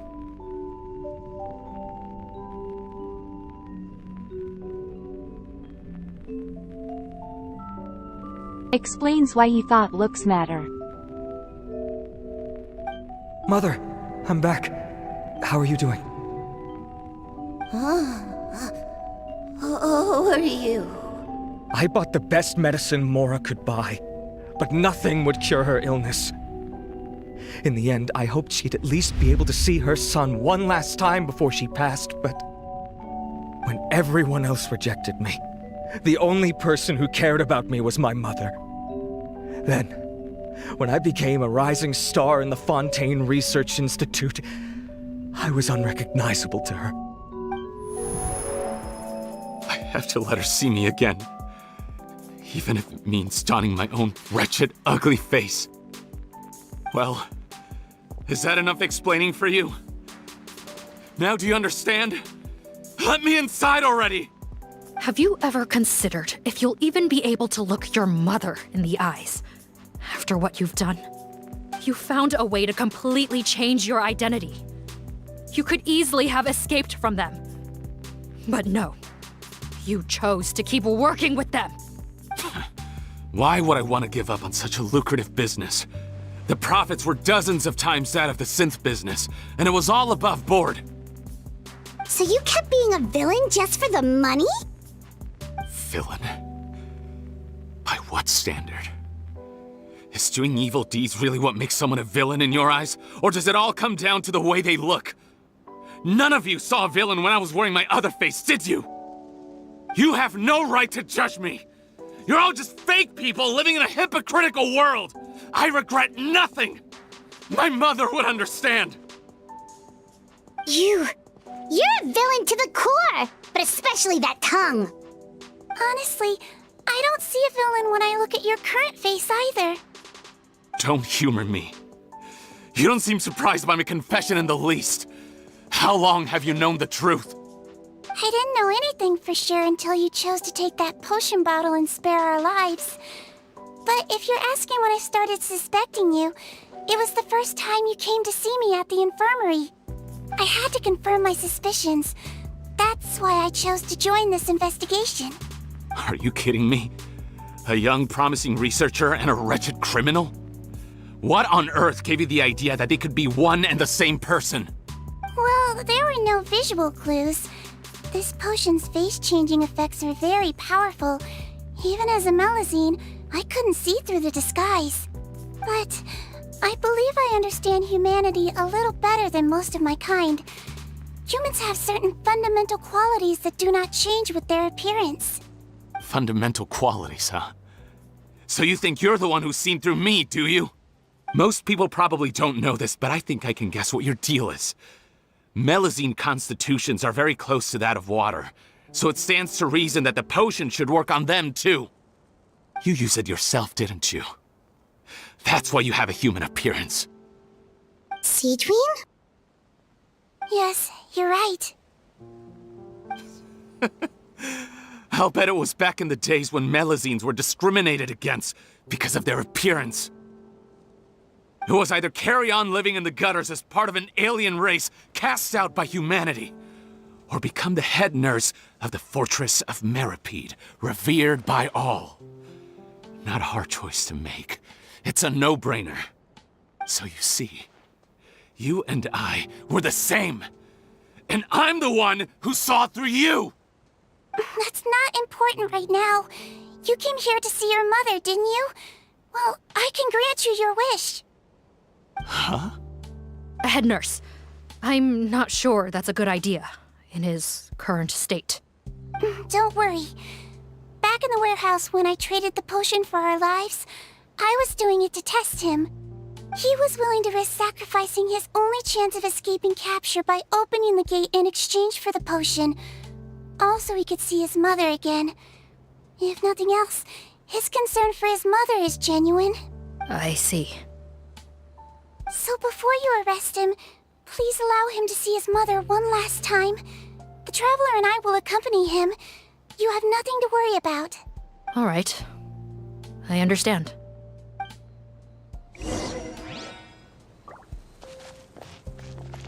Join the head nurse inside.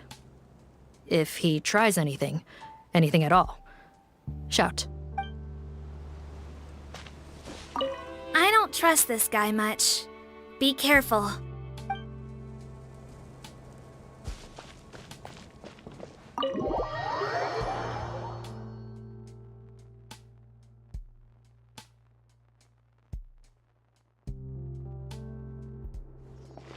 Mom?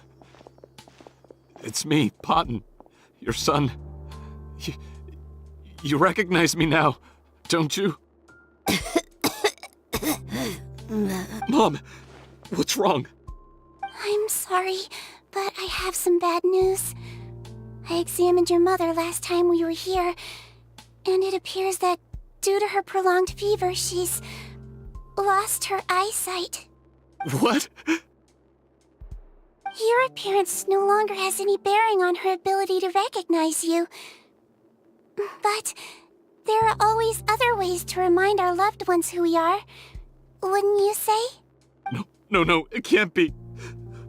Please, Mom, open your eyes. It's me, your son, Potton.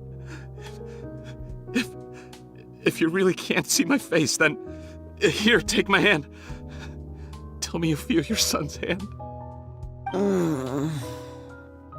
I've I've done so much to get to this point. Please, you have to recognize me. No. The temperature of his palm must have changed. I'm sorry. It seems I couldn't bring him back to you after all.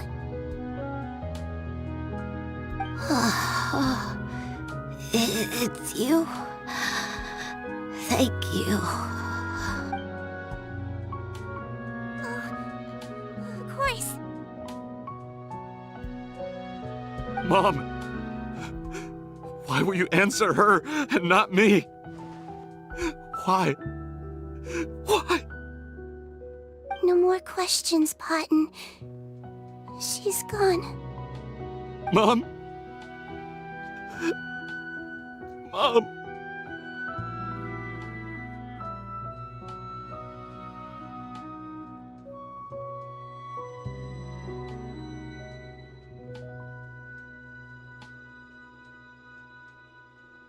This is so tragic, holy cow.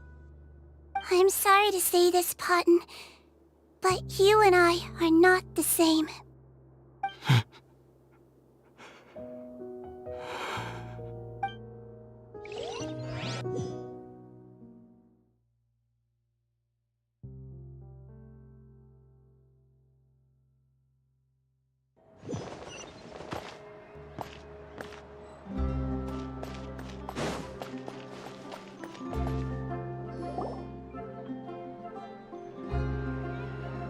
The wait is over, everyone! The sale of our new skincare product, Romaritime Essence, will now begin. Another skincare promotion! And it's selling as fast as last time. Wonder what people would think if they knew what was in the last batch. Oh, Sigewin's here too! Hey, Sigewine! Oh, Traveler Paimon, hello! Oh, I hope you two got a good rest yesterday after all your hard work. Of course! Nurse's orders, right? Anyway, are you here to take notes for your next article? Actually, I'm mostly here to help Officer Morgan wrap up yesterday's case. Ah, that reminds Paimon. That stuff sold like crazy, didn't it? Is it gonna cause huge problems? Nope, there's nothing to worry about. Unless modified, Butterfly Dew is an excellent skincare product that's completely safe to use. Besides, officers have already retrieved all Butterfly Dew purchased on the market. Now it's just a matter of disposal. After consulting Monsieur Nervulette, I came up with a way to neutralize any harmful effects, so it'll evaporate naturally without polluting water or soil. Wow, it's Sigewine to the rescue again! Thank you for serving as our consultant, head nurse. All the butterfly dew we recovered has been disposed of, according to your instructions. Great! Good job, everyone! Also, you mentioned you wanted a copy of Rawat's interrogation records. Well, technically, Potton's records. Anyway, I have them with me. Here. After he saw his mother for the last time, it was like all his mental defenses came crashing down. He put up no resistance during the interrogation, and answered all our questions. We learned a lot. Apparently, the formula was something he discovered by chance while helping the criminal gang produce synth. Later, he came up with the idea to dilute it and use the resulting substance as a skincare product. Their supplier was Vache, but you could also argue that they were the ones doing him a favor. His operation helped Vache's gang dispose of an enormous amount of evidence. It made for a seamless collaboration. One man's trash was another man's treasure, and there were no loose ends. It's no wonder we never noticed what Potton's gang was up to. Vache again, huh? Is there still no end to the harm he caused? Make no mistake. The crimes of Vache and his accomplices will come to an end. It's only a matter of time. Since the flood cut off their supply of primordial seawater, they've been forced to resort to riskier methods, like using their private reserve to attack people on the street. Naturally, those attempts all ended in failure. After receiving numerous reports, we were able to zero in on the gang and eventually round them up. That sounds more like it. Based on what he told us in his confession, we pretty much had him backed into a corner, even though he made a point of distancing himself from the gang while disguised as Rawat. He tried to throw us off his tail by reporting his accomplices, giving him enough time to transform back into Potton and see his mother one last time. But there was one thing he hadn't anticipated. Even though Potton had been missing for a long time, we were very much still on the lookout for him. So the moment he appeared in public after changing back to his original appearance, we caught him. So he tried this once before, huh? Guess he really did want his mother to see him again. But in the end... Looking at the interrogation records, it seems like he spent the first sum of money he earned as Rawat on his mother's treatment. Yes, which is why I suspect that his initial motive for using the potion was not personal greed, but a desire to become somebody who had the power to save her. Even so, he went too far. In the end, he got what he deserved. I understand. Thank you for bringing me these records. Why did you want them anyway? Potton was one of my patients, so I need to put together a medical file for him. My teacher always stressed that a person's life experiences are just as important to their file as their medical history.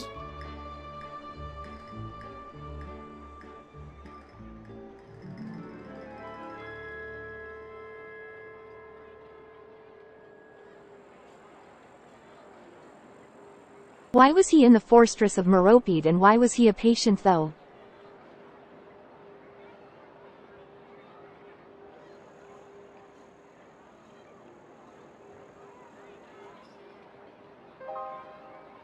Why was he helping the guys he reported run away from the fortress? Why are you still treating him like your patient? Isn't he kinda beyond redemption now? That may be true, but a patient is a patient, regardless of the choices that bring them to my care.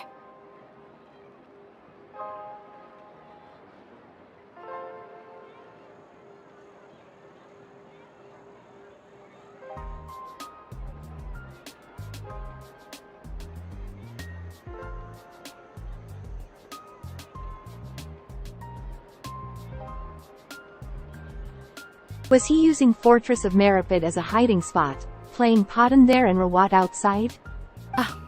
One last thing, head nurse. Please keep everything you know about this potion a secret.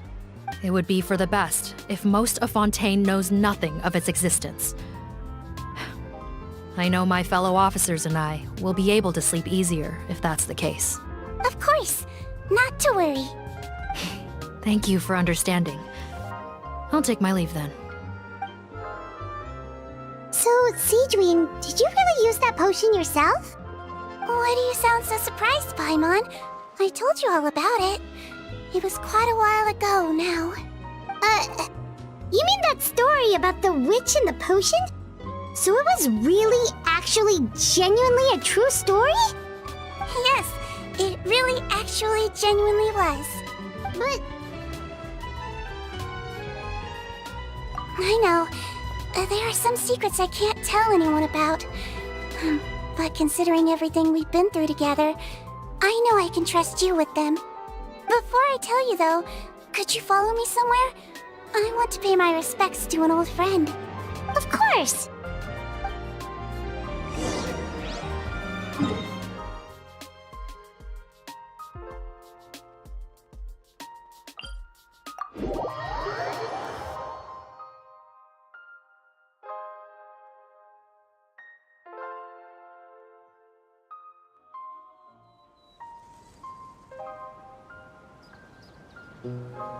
The premise of that quest seems to not make much sense.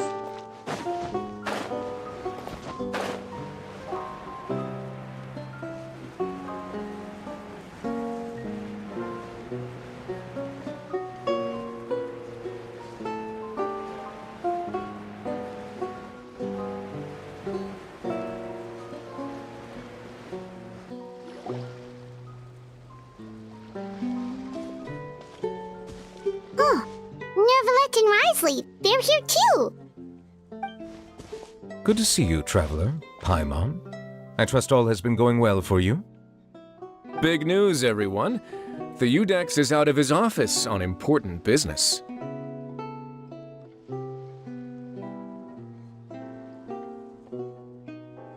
They're on a date.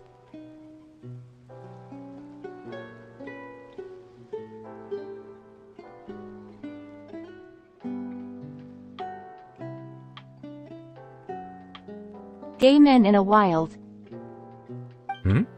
Is that genuinely something people would consider big news? Why wouldn't they? Important business is a big deal. Ah, yes, you're quite right. When someone you care about requires emotional support, being there for them at the right time and place is of the utmost importance. After reading the Maréchal Phantom's reports, I had a feeling a trip here might be in order. Take note. That, my friends, is how Monsieur Neuvillette shows that he cares. We're both here for the same purpose, actually, to accompany Sigewine as she pays her respects to her late teacher.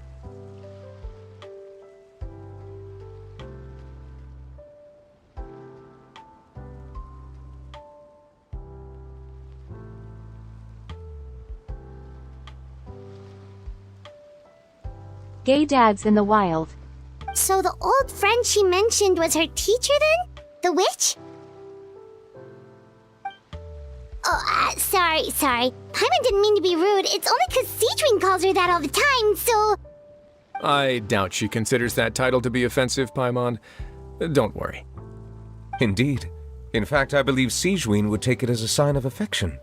She has spoken of this doctor on many occasions, and it sounds like she was a truly generous individual.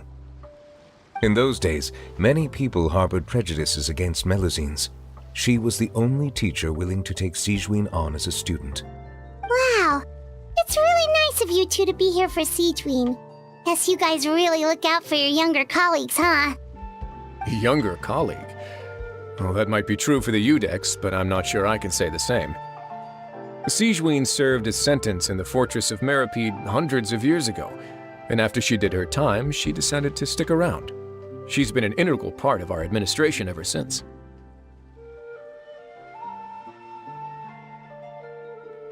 What?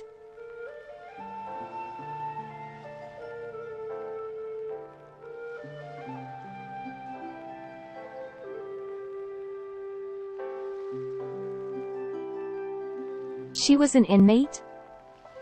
Strictly speaking, the head nurse has been around longer than most people in the fortress, myself included. Pretty sure that makes me the younger colleague. She served a sentence? Yes. Long before I became Udex, there was an ancient law in Fontaine that prohibited any attempt to transform another species into a human. Initially, I and most researchers believed this law to have been imposed due to ethical concerns. But now, it seems more likely that the law was nothing more than an insurance policy, a way for Egeria to ensure that her people would remain insulated from the truth, thus enabling them to lead more straightforward, happier lives. Ignorance is bliss, as they say. Sigewine had her reasons for choosing to obtain a human form, but the act was nonetheless in clear violation of the law. Could you tell us a little bit more about what happened back then? Certainly. Sigewine does not object to her close friends learning about her history. In fact, I first learned of it myself because she confessed the truth to me of her own volition.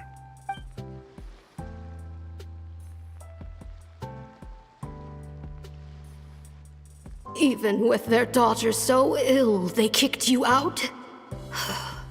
Stubborn as always.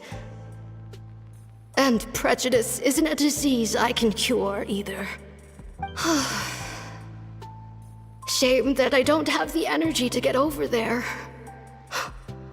You're laughable, you old witch. You want to save everyone in Fontaine, but you can't even save the patient before you. Master, what are you... I discovered a strange disease, one I suspect that every Fontainian suffers from. But without witnesses or proof, no one will believe me. I had no choice but to experiment on myself to find a cure, but I hit a wall. And as you can see, it took a wretched toll on me. Then I'll find a cure for you, and then you can go cure her. There's no need. I am beyond saving now. There's nothing you can do. But, Master...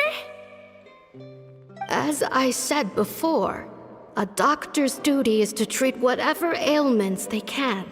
I know, but they don't trust me at all.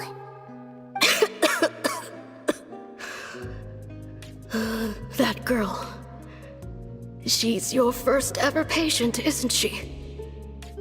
Tell me, what cost are you willing to bear to see her cured? I'll do whatever it takes.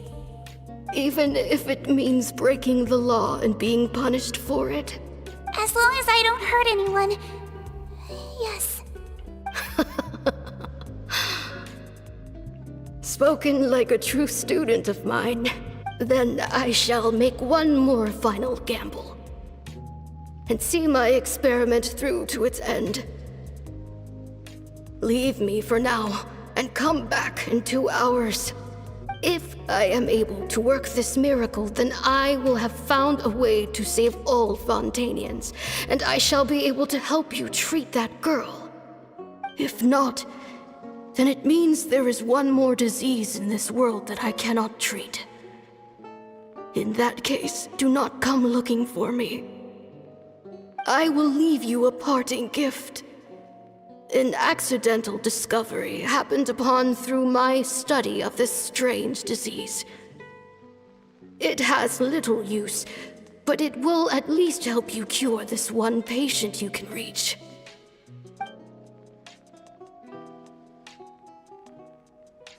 When Sigewine returned, the miracle had not occurred. She found a potion bottle and a note on the table.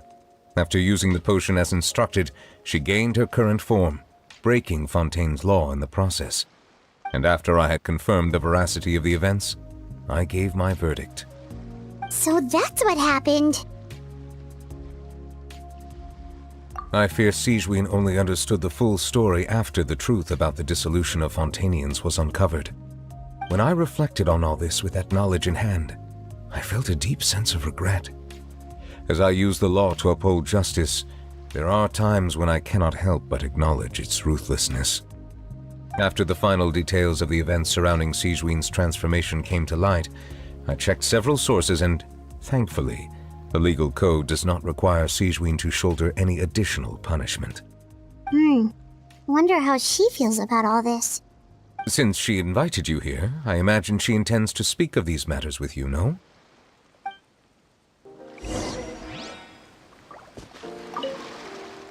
On behalf of the Maréchal Phantom, I would like to once again thank the Fortress of Meripede for your assistance in the response to yesterday's prison break. Our head nurse and the traveler in Paimon did most of the heavy lifting, I would say. Sigewine seems to be in good spirits. I trust work hasn't been too hard on her lately? Well, she might be the only permanent medical staff in the fortress, but there's plenty of people with medical knowledge willing to help her out. I am most relieved to hear it. The way you're asking after her well-being makes you sound like a concerned parent. Well, I won't lie. I've always seen myself that way.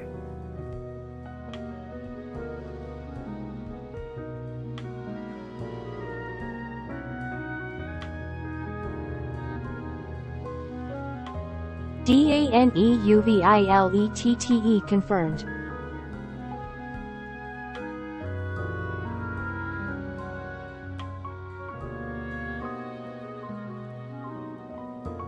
DADNEUVILETTE confirmed. Showing your age a bit there, don't you think? Indeed. Actually, I often forget just how much older I am than you. Well, while we're on the topic, what did you do before getting this job anyway? Spend all day swimming in the sea from east to west and then north to south? Yes, and from the surface to the ocean floor on occasion. Wow. Impressive. Apologies, that was merely an attempt at humor. You can disregard what I said.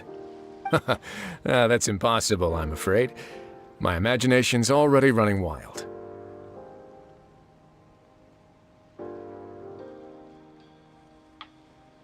They're so gay, OMG.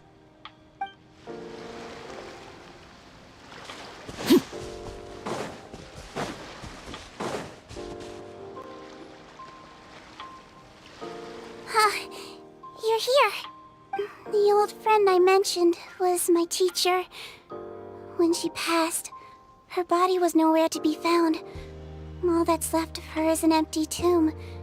And even that's deep underwater now.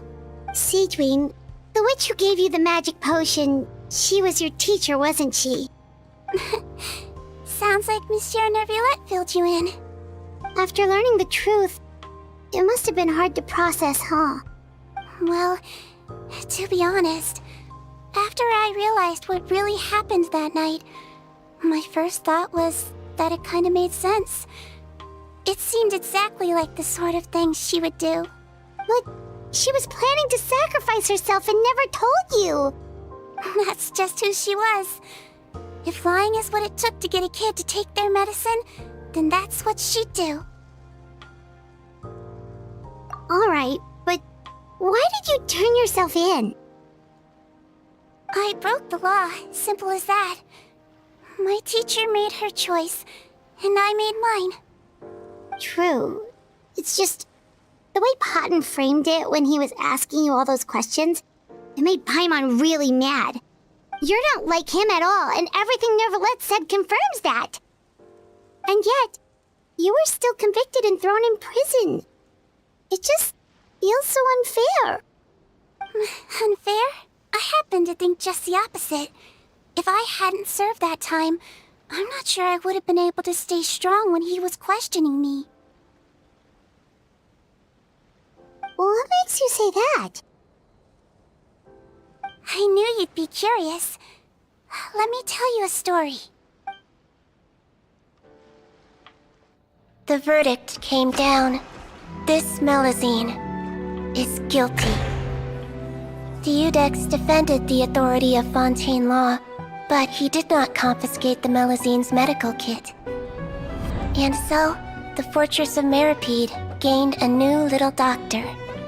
She still wore her hood and raincoat, even though it never rained in the fortress.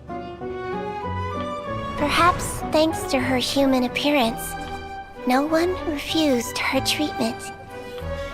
She treated more and more patients, and her sentence grew ever shorter. Finally, the people of the fortress could not live without her, and though her sentence ended, she did not leave them either. Then one day, she received an invitation from the outside world. The location seemed familiar, and when she arrived, an old lady was waiting for her. She saw right through the Melusine's disguise, but didn't reveal it. Instead, she asked a question. Tell me, why do you think you gained the respect of so many people, despite being a Melusine? Because I look like a human? It's been 50 years, Sigewine, and you haven't aged a day. I think everyone knows you are not human. I finally found you, after all these years. I still remember, you know. It was you who saved me that night. But how? I was no longer a Melusine by then. Does it really matter if you're human or Melusine? I remember the warmth of your palm.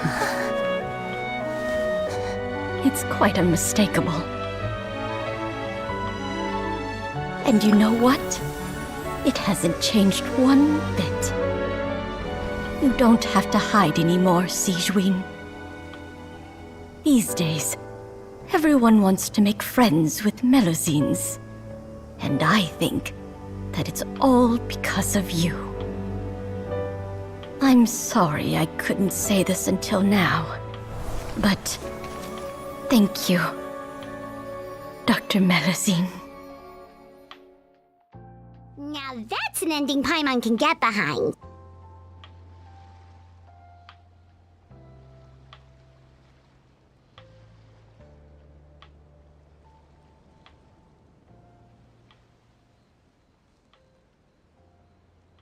That was such a cute ending to that BUTTERSWEET story ATH the start.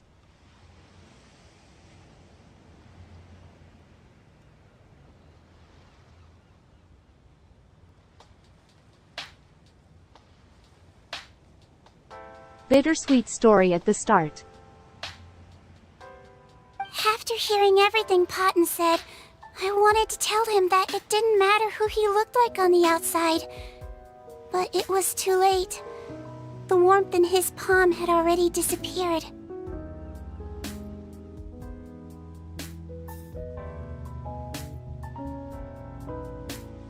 I tried to treat him, but the roots of his problem had nothing to do with his face. I understand. Thanks, you two. I appreciate you being here for me while I talk this through. Oh, it's nothing. Our pleasure. Oh, there's one more reason I invited you here. It's about time I finally give you what I promised. In order to restore the appearances of the face-swapping victims, the Marechaussee Phantom gave me special permission to make a few bottles of that potion. And I made one extra just for you two. We don't need it though. Shouldn't we destroy it? Well, even if you chose to destroy it, I still thought I should give it to you first. You two did so much for me. How could I break my promise? Well, fair enough, but anyway, Paimon's definitely not interested in this stuff anymore. Still, if this is the very last bottle in all of Teyvat, getting rid of it would feel like kind of a waste. Maybe we can give it a special meaning somehow. Oh, Paimon's got it! Melusine physiology wasn't affected by the Great Flood, right? So that means the potion should have a permanent effect on you. In that case, what do you say, Sigewine? Ever thought about transforming back to the way you used to look? After all, from a Melusine point of view, Paimon bets Melusines look the cutest of all! Paimon, after everything, do you really think it matters whether I'm Melusine or a human? Well... What was Paimon thinking? You made up your mind a long time ago! Yeah, let's just destroy this thing. Leave it to me.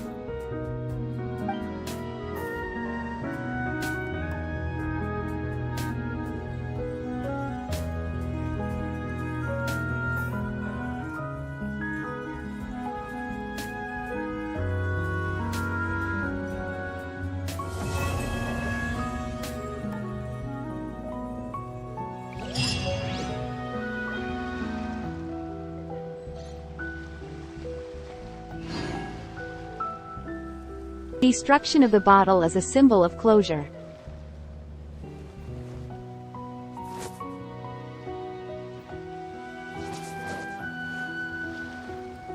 Nice ending.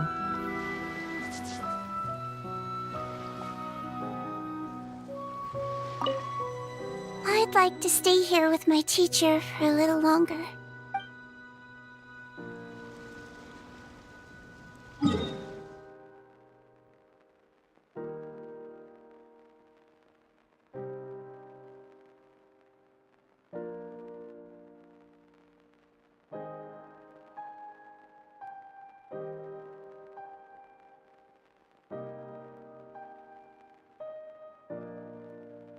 I thought this quest will end sooner, but like always they run too long for their own good.